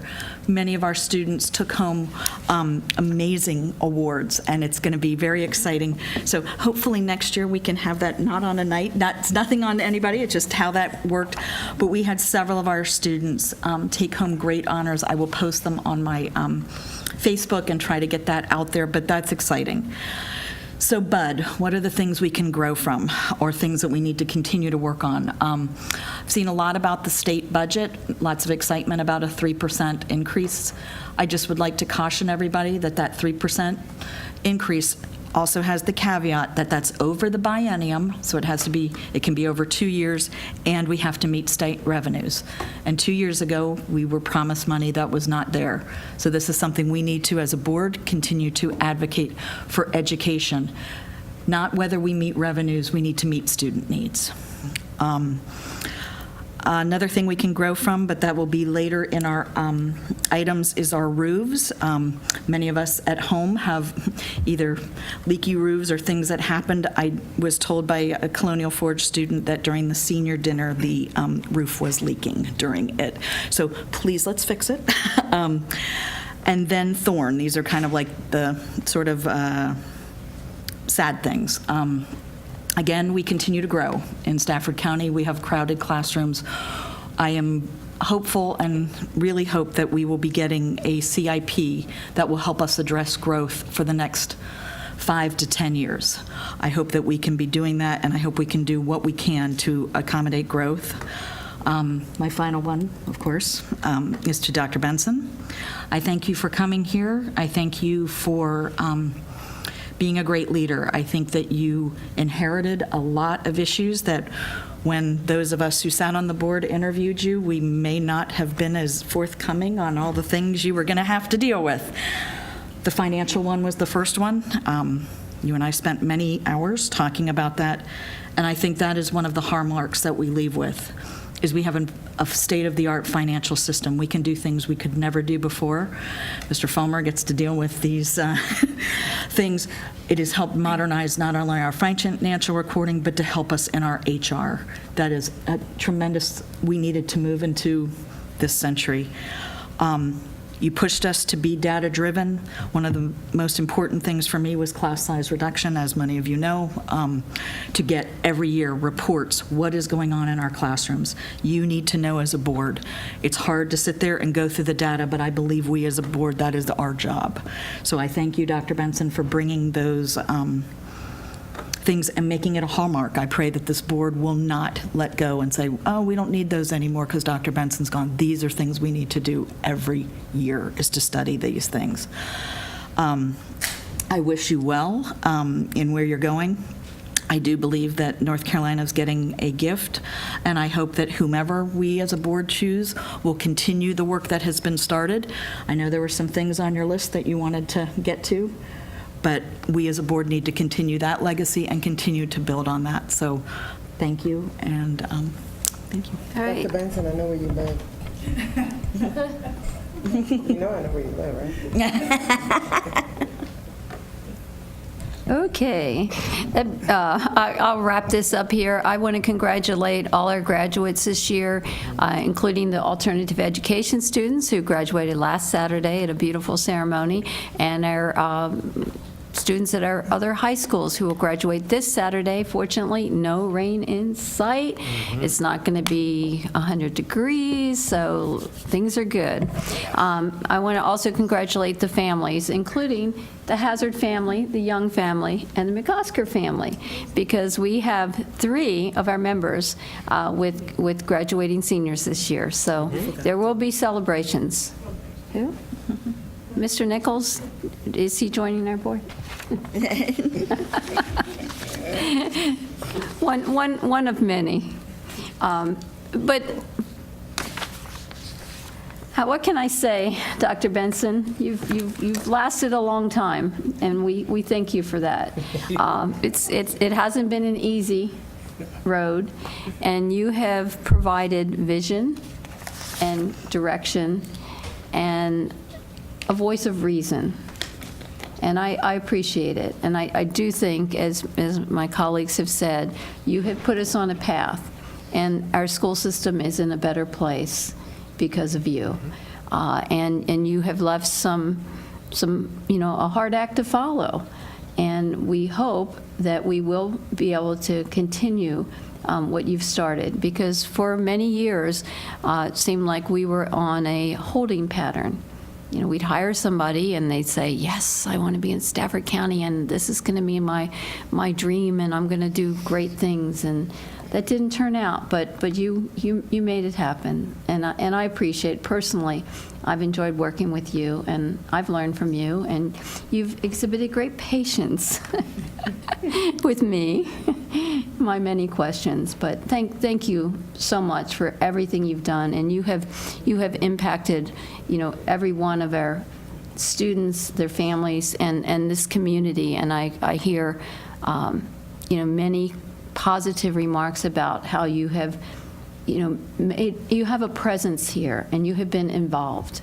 So thank you for everything you've done, and we will expect you to come back for that race in the fall for the Stafford Education Foundation. So anybody that wants to see Dr. Benson again, sign up for the race, and they are going to have walkers there too. So thank you for everything. We wish you well. Your turn. Yeah, it's a loss for words here, but I thank you.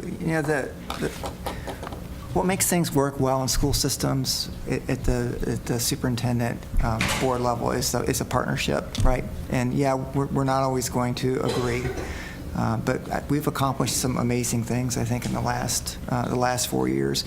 The one thing that I know about Stafford, and I do feel very connected to this community, is we have great people. You all said that in your remarks. Just incredible folks all across this division in all kinds of different areas of responsibility, from our board to my senior leadership cabinet, to building level leaders, to teacher leaders, to folks in our cafeterias, making sure our schools look good, transporting our kids. This is an incredible community, and it's a big school system, but it doesn't feel like a big school system. And I think that's one of the reasons it is an emotional issue for me in terms of leaving, because I do.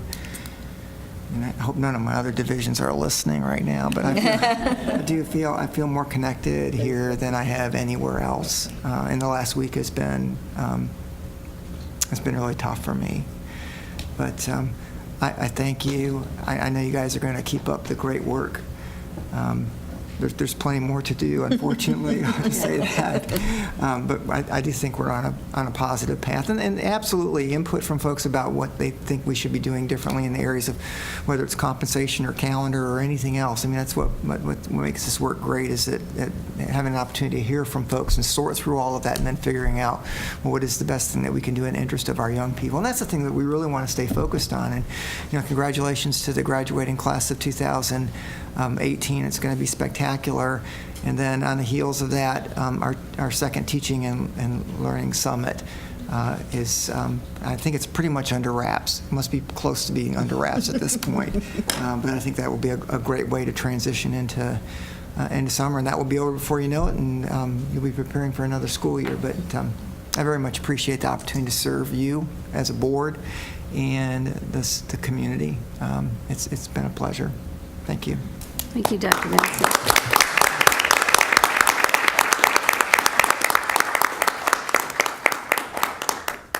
All right, that brings us to the consent agenda. Do we have a motion? Motion to approve consent? Second. All right, motion by Ms. Hazard, second by Ms. Egan. Any discussion? All in favor, please say aye. Aye. All opposed, motion carries unanimously. We have 2 action items this evening. 10.01, approve a payment in the amount of $167,969 to Tyler Technologies, Inc., using budgeted fiscal year 2018 operating funds for enterprise resource planning, annual maintenance and support costs. Do we have a motion? Madam Chair, motion to approve 10.01. A motion by Ms. Egan. Do we have a second? Second. Was that Ms. Hazard? Yes. Second by Ms. Hazard. Any discussion? All in favor, please say aye. Aye. All opposed?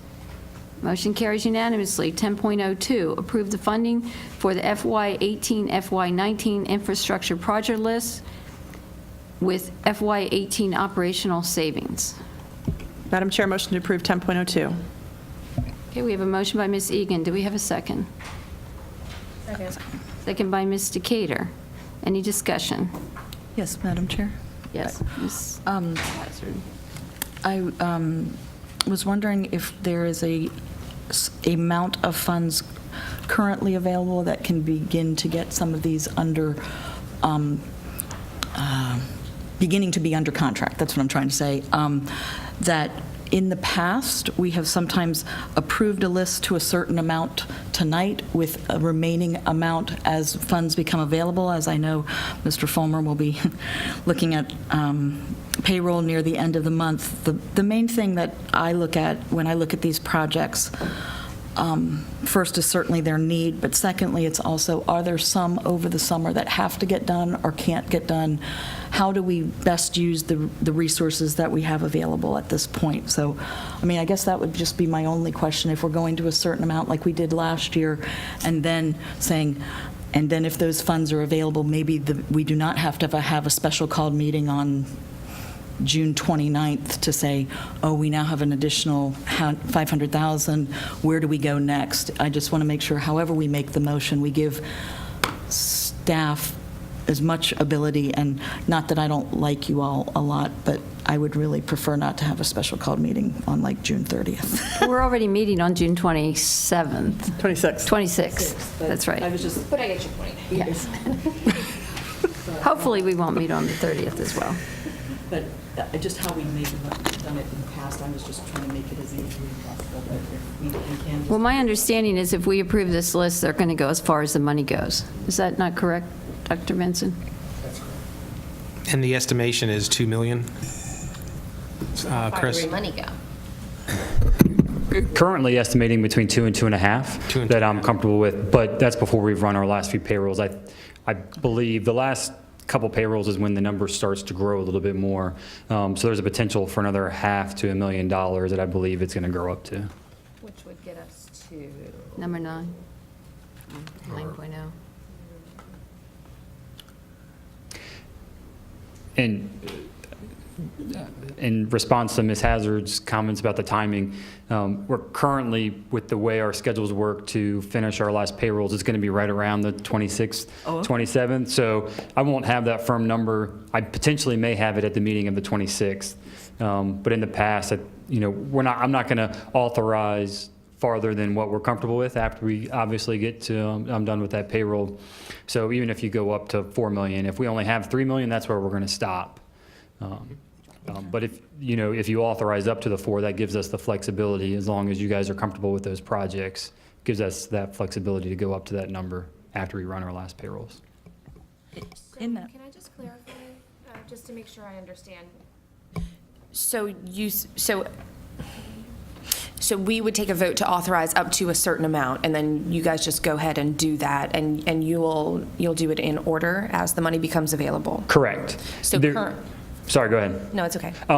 There have been instances in the past where we've gone slightly out of order, and we've talked to you guys about that, and that's only because if a project can't be completed that summer, or if the dollar amount, say we can, if we get to a point where I'm comfortable with another 200,000, and the next project on the list is 500,000, but there's a project right after that's only 50,000, we might go ahead and jump to the 50,000 and skip over the $500,000 project. In that, Ms. Healy, in that particular vein, if I could, I don't know if projects 10, 11, and 12, I believe that, and it is not because the project is not valid, it appears, or based on discussions, can the Park Ridge Elementary chiller system be done this summer? I know that's not your question, Mr. Fuller.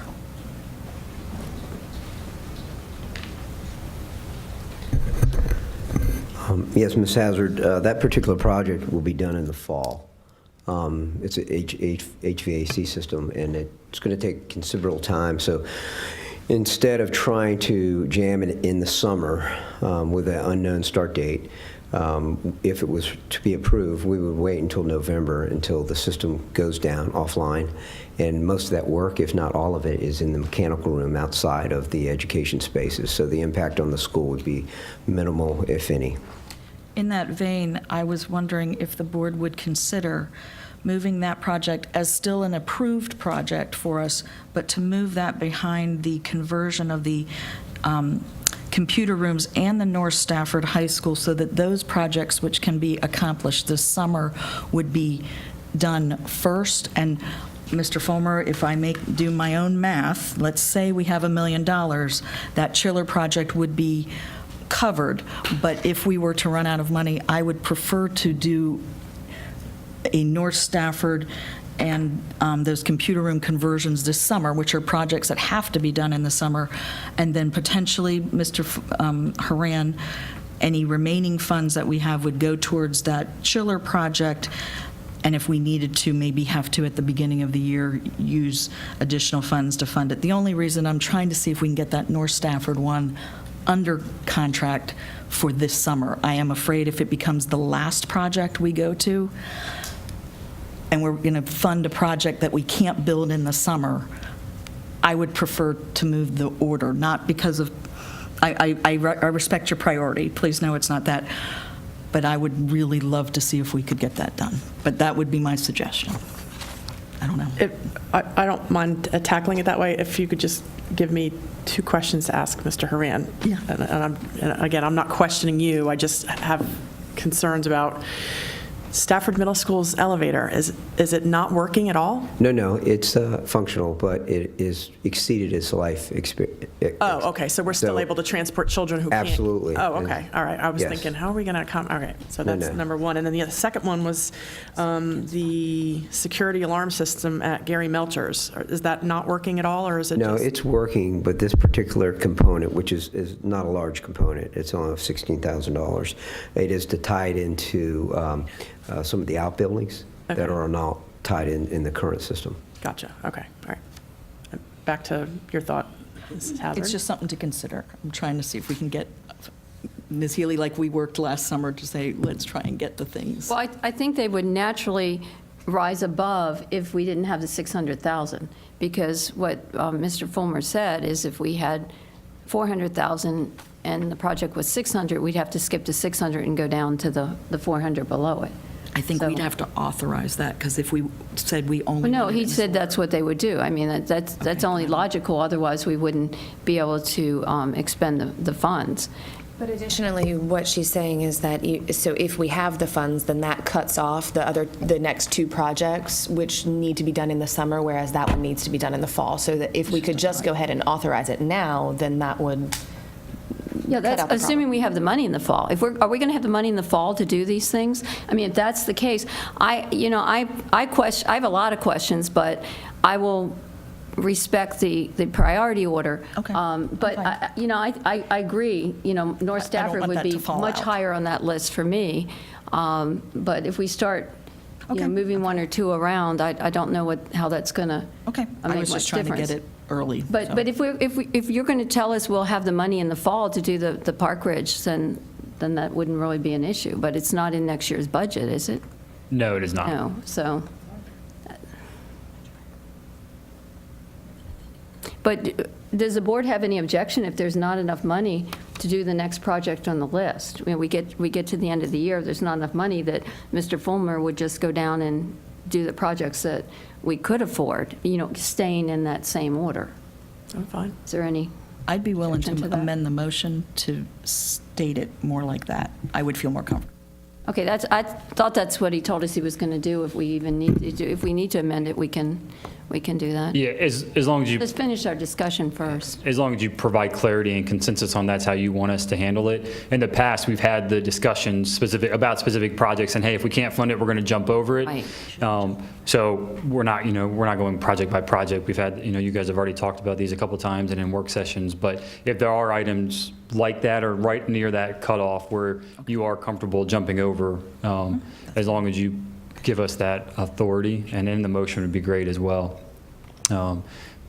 Obviously, we want to go with what the consensus of the board is. And Okay, let's have the rest of the discussion, then we can talk about amending. Any other comments? Nope. No, any comments? All right, I just have one comment, and this has to do with the proposed trailer at Hartwood Elementary School. I feel very strongly that we not have trailers at elementary schools unless it's absolutely necessary. And I know there's a preschool class there that is taking up a classroom, and I requested the list of capacity of the schools, and our clerk shared that with everyone. To me, there's no question that there's room at least one, if not more, of our other elementary schools for that preschool class, which would alleviate the need to put a trailer at Hartwood. If in fact we're able to do renovations at Ferry Farms the next year, we may need that trailer there, so we'd be relocating it. So I don't have the history or how this even got on here about putting it, at Hartwood, but I can't support that at this time because there is room, and traditionally, when we had too many students in a school, the predecessor in special ed would come and say, I need to move the special ed preschool class.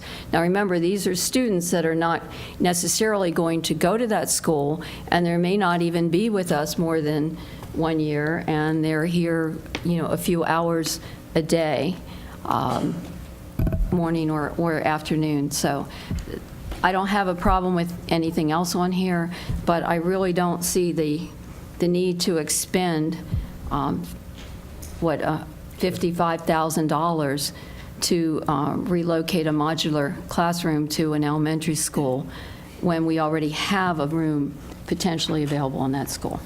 If I may speak to that as the board member, I actually am in favor of the preschool moving. The problem is we have an additional first grade and second grade classroom that's going to have to come on board at Hartwood Elementary. If we move the preschool, we will have to use one of the 4 Melcher programs, and then there'll have to be, if we continue to grow, an additional 2 classrooms found at Melcher's. The robotics rooms will have to be done, and as of right now, that is not on our list to move. So from my perspective, I'm fine with the pre-K, but the reason that we really need it is because first grade and second grade are over the class size reduction for that, and right now we haven't even registered kindergarten.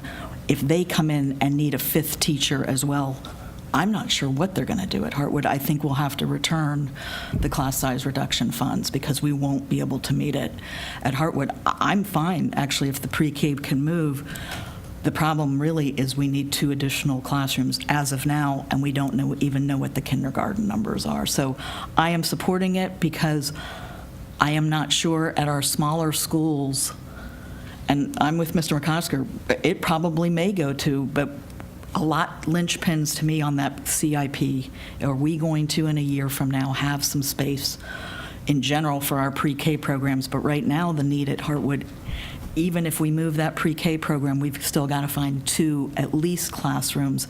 And maybe if kindergarten comes in high, which we won't know until August, I think we'll need that space. So that I am fine with the preschool moving, to be honest, because it may give us another room. But right now they've got to find 2 rooms.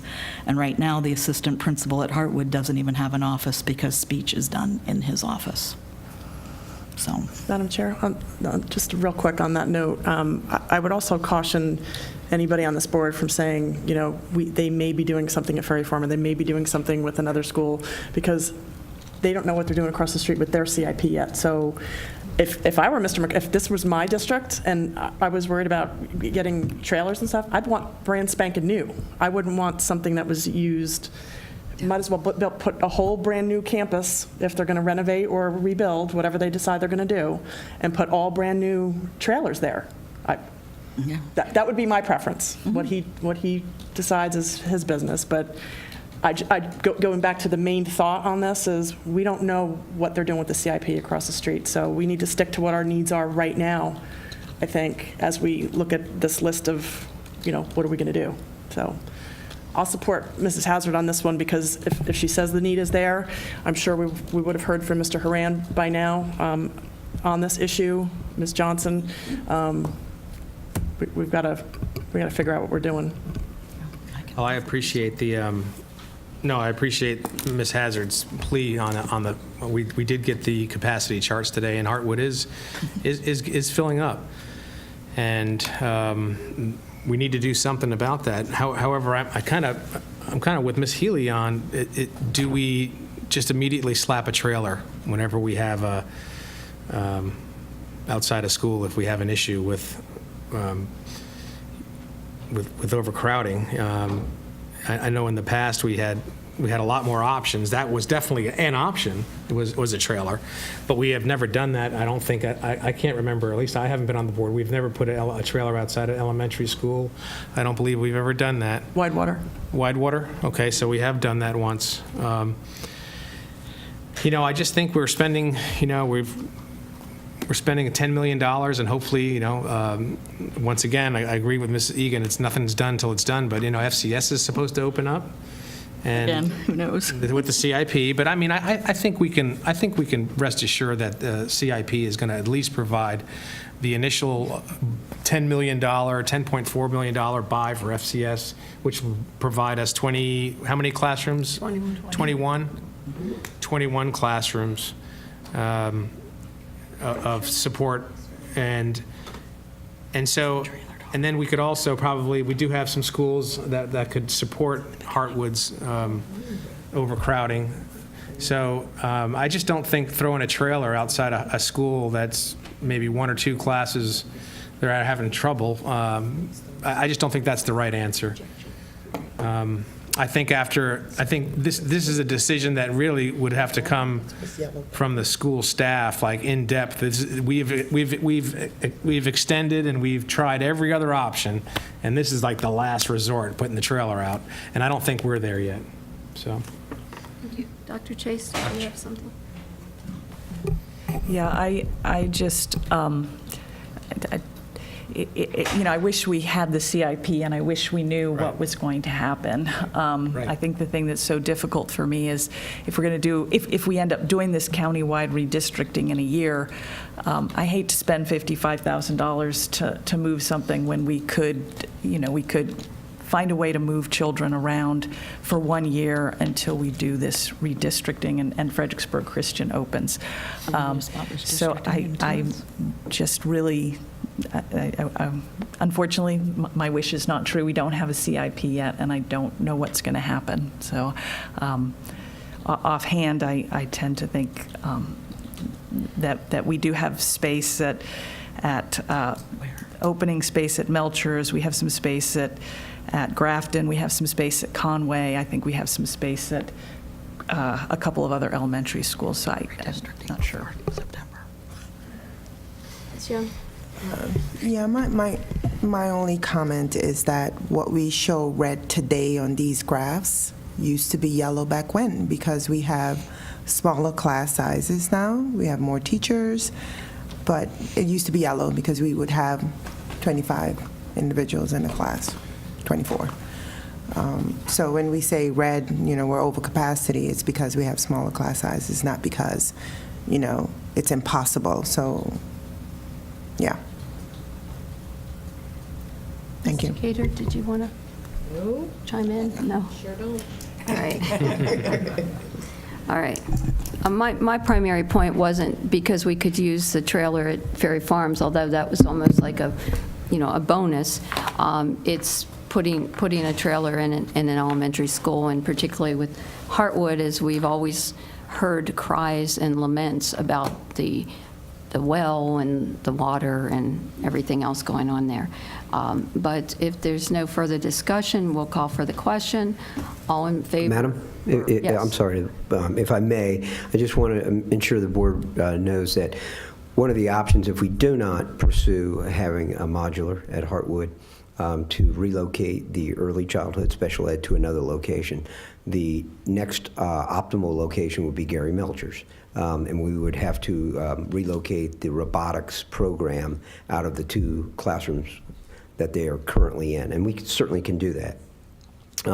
But to convert that room with a bathroom and the required things for those programs of what we're doing in the other classrooms, there would be a cost, and that cost is not reflected on this list. And I just want the board to realize that if that would be staff's preferred secondary approach, is relocate to early childhood special ed to Gary Melchers, and the cost of converting those 2 classrooms is $37,500.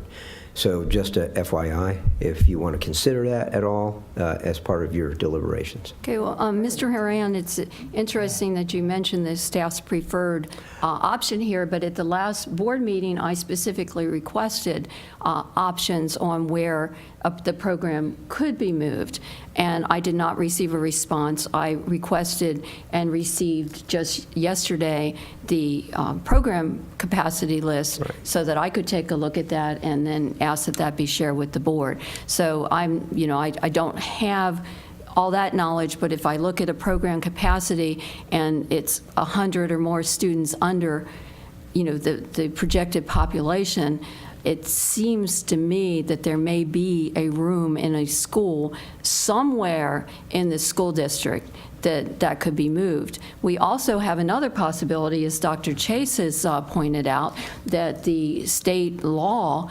allows us to have 6 students in a classroom.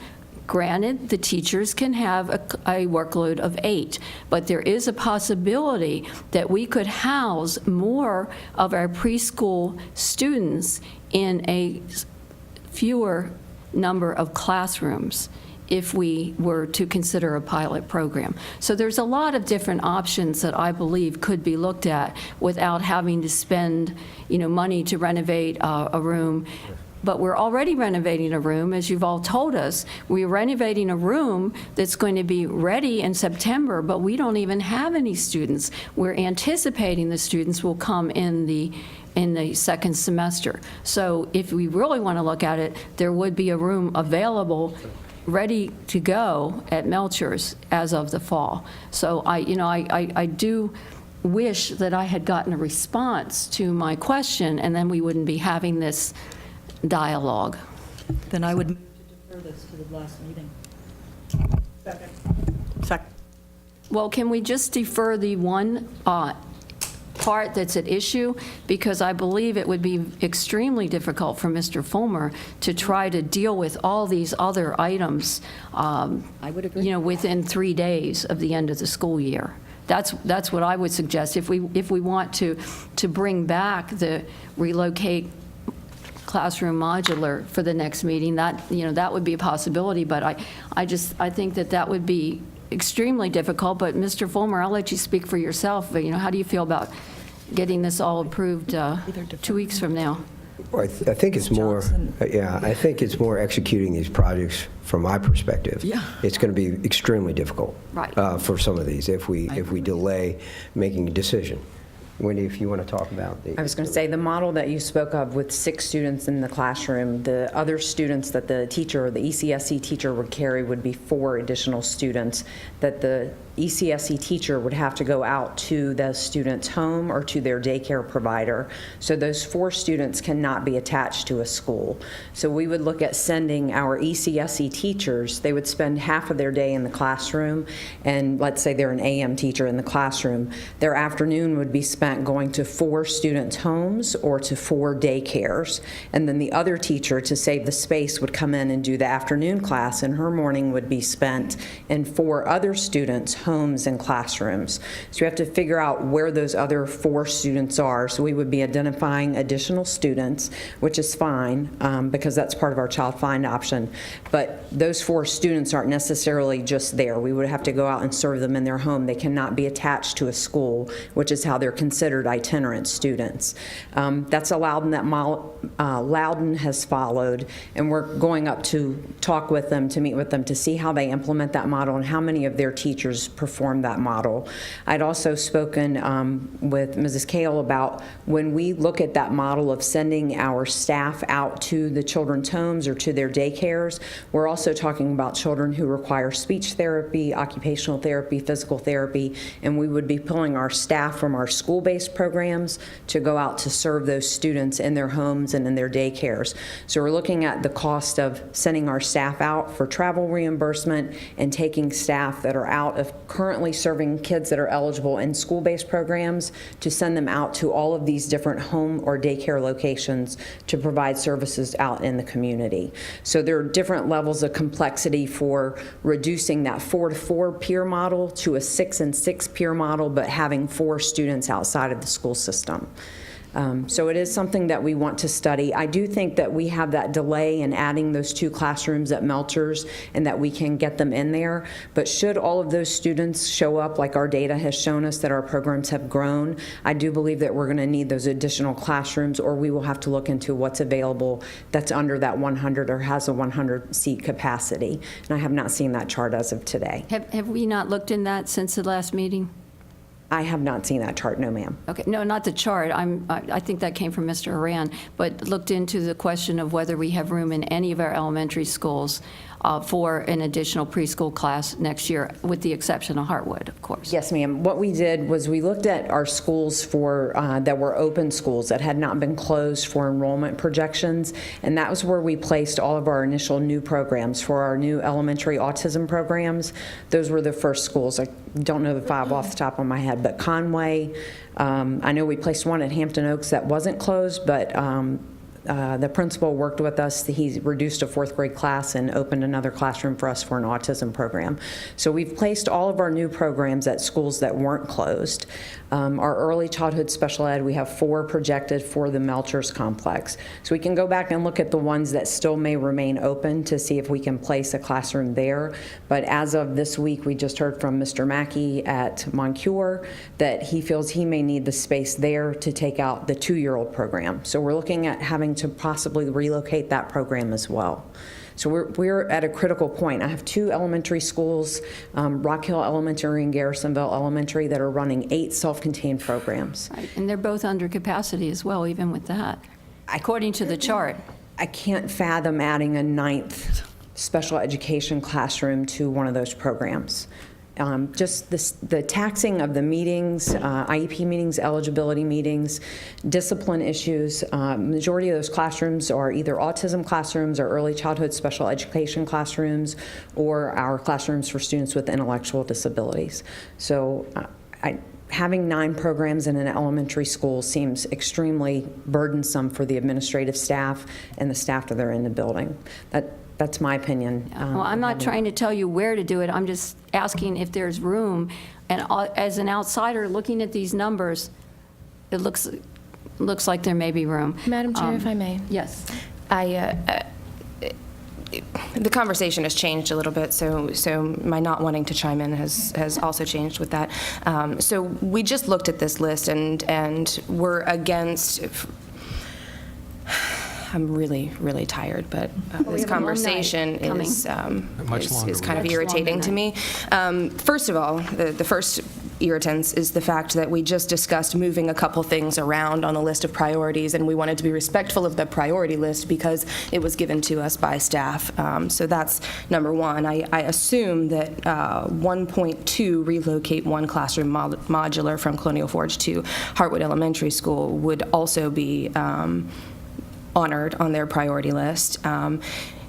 the other thing that I question is that we're asking for different options, but I wonder why we would move students. We just got a cost, maybe it saves $20,000, but we're going to relocate classrooms of students and programs and other things in order to not give someone a trailer that central office has put on the list as a very top priority that we need. So I just felt that would be important to mention. I'm a little confused why we're having this conversation, to be perfectly honest with you. I don't know if anyone wants to clarify up here why we're not willing to move these trailers where they're telling us that they need to be moved, and why we'd rather move students instead of relocating a trailer, and also why we're honoring the priority list for certain things and removing others. That's all. And I'll withdraw mine. Mine was just to try and get the North Stafford thing done this summer. So I am willing to vote the list as presented. I was trying to see if we could get that project done this summer. I had concerns but I would withdraw that discussion, and I would say we vote it as is. If there's the will, if there's not, I would like to, well, let me just see where the sense is. So would you, Ms. Hazard, you mentioned that could we pull the trailer out until a later date, but still keep the 55,000 kind of, not untouched, but vote on the rest of it just to get Mr. Haran moving on some of this other stuff? I mean, that's my concern. Because there was a few, Ms. Decatur, there was a few things that I didn't even know, and, we did ask for some options, and we didn't get any, but just the idea of adding $37,000 to Gary Melcher's for a permanent solution, as opposed to a $55,000 temporary solution. I mean, that makes sense to me, but I didn't even think of that until, and so those are, it's not that I am personally against trailer at Hartwood, but I would really rather spend $37,000 at Gary Melcher's to take care of the problem than to kind of put a stopgap of $55,000 at Hartwood that may not even be needed. My only comment would be is I agree that the pre-K should move to Melcher's. It's the 2 additional classrooms we need for first and second grade that is pushing this more than that. So that is really my bigger concern, and we don't even have the kindergarten numbers. If we end up having to add 3 classrooms at Hartwood, I'm not sure what else. The pre-K, I do believe, should probably move. But we're still down 1, maybe 2 classrooms at Hartwood that they would like to try and use some of the spaces. Currently, Mr. Kale has given up his office to be able to do things.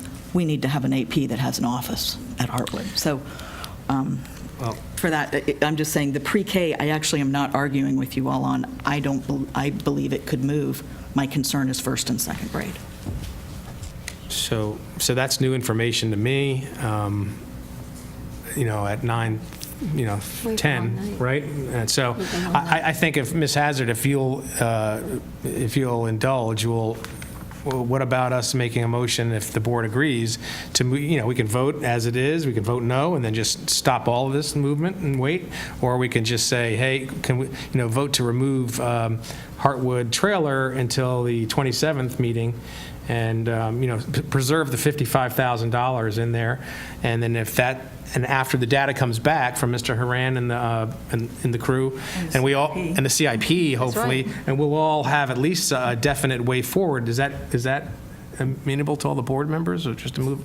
I mean, just so to get Mr. Haran moving. So you're asking I'm asking to amend. Yeah, I'm asking to. I just want to get this moving. I'm asking to amend the agenda with Ms. Hazard's permission.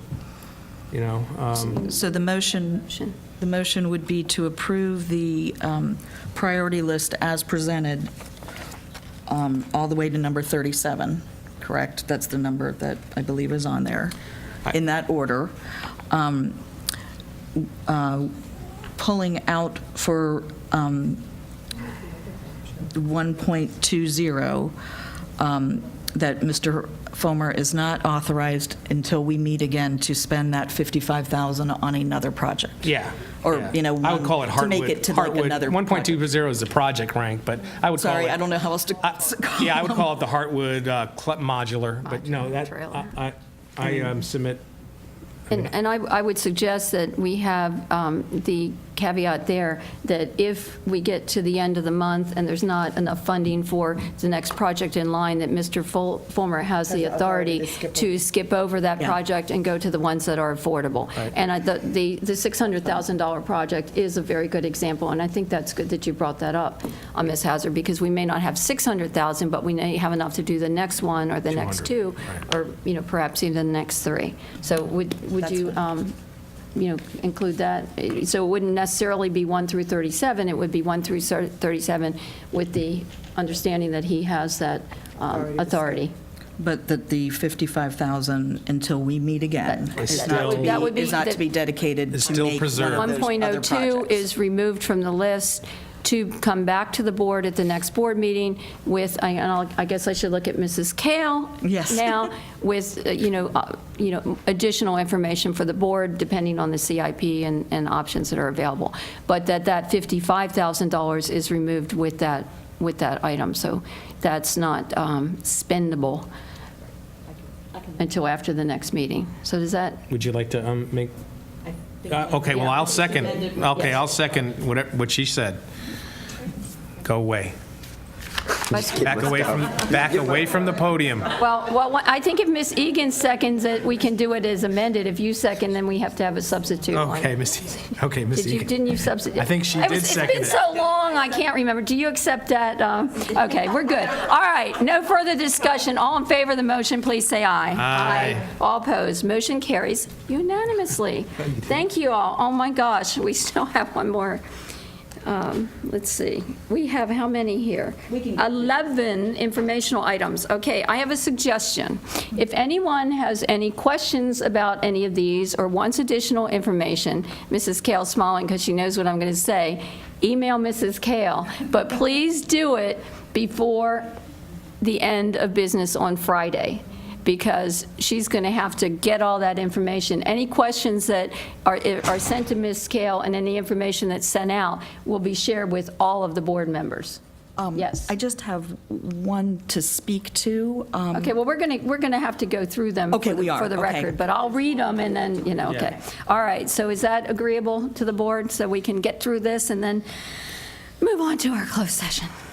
11.01, approve a contract in the amount of $229,000 with Solian Health for 2 school psychologists for FY19. Any questions? I do real quick. Okay. Is this, sorry. Is this something that you need to get underway right away in order to have them in place by the start of the school year? It is, and we still currently have 2 vacancies with these filled. Do you need us to maybe move this? If it's possible, I would appreciate it. All right, there's one less for next month. Okay. Next end of the month. You can't advertise until it's moved, right? All right, so is that a motion, Mrs. Egan? Motion to move 11.01 to action. Second. Motion by Ms. Egan, second by Dr. Chase. All in favor, please say aye. Aye. Motion? Motion to approve, what is it now, 10.0? 11.01. 11.01, I'm sorry, I was renumbering it myself. 11.01 for approval. Second. All right, motion by Ms. Egan, second by Dr. Chase. Any discussion? Hearing none. All in favor, please say aye. Aye. All opposed, motion carries unanimously. 11.02, approve a 2018-2019 Stafford Head Start Supplementary Amendment Grant application for one-time funding of $69,573 for perimeter fencing at the Gary Melchers Complex for safety and security purposes. Ms. Healy? Ms. Healy? Let me just make a quick comment on that. How Head Start end-of-the-year funding works, it's kind of the first application in, the first one gets it. So I would, again, make the same request to move that to action. Ms. Young made a motion to move it to action. Is that a second, Ms. Hazard? It's a second. All right, all in favor, please say aye. Aye. All opposed, motion carries unanimously. Do we have a motion for approval? 11.02. Motion to approve 11.02. Second. I'll let the clerk figure out who seconded that. Dr. Chase. Dr. Chase, we'll I think give it that's to her you. area. All right, all in favor of the motion to approve 11.02, please say aye. Aye. All opposed, motion carries unanimously. 11.03, approve the 2018-2019 Stafford Head Start and Early Head Start Cost of Living Adjustment Supplement Amendment for $63,970. An increase of $53,392 for Head Start, and an increase of $10,578 for Early Head Start. Ms. Hazard, did you want? I would like to move this to action so we can go ahead and get Okay. this into our funding No. request. I would like to move, I would ask that we would move 11.03 to action. All right, we have a motion to move Second. to action. Second by Dr. Chase. Motion by Ms. Hazard. All in favor, please say aye. Aye. All opposed? Motion carries unanimously. Do we have a motion to approve 11.03? Motion to approve. Okay, motion by Mr. Second. McCosker, second by Dr. Chase. All in favor, please say aye. Aye. All opposed? Motion carries unanimously. 11.04, approve the purchase of Microsoft Office and Windows 10 annual licenses for Windows desktops and laptops and for all Mac laptops from CDW-G, an amount not to exceed $130,000. Any questions about this? Nope. Did the same thing. All right, well, that can come back. Is there any urgency in that one, Dr. Benson? Just get them early. Yes or no? Get them done in the summer. Urgency? It just probably makes it easier in terms of closing out books for software, but either or. No. Mr. Fulmer says no. It'll come back. Consent. We'll put it on the consent agenda at the next meeting unless somebody asks that it not be on consent. 11.05, approve an application for 2017-2018 funding under the Every Student Succeeds Act, Consolidated Title I, Title II, Title III, and Title IV. Okay, I see. Is this a request to move this to action? That too, yeah. Okay. But I would like to make a correction on the agenda item. It should be I 2018-19. was wondering about that. Yep. Okay.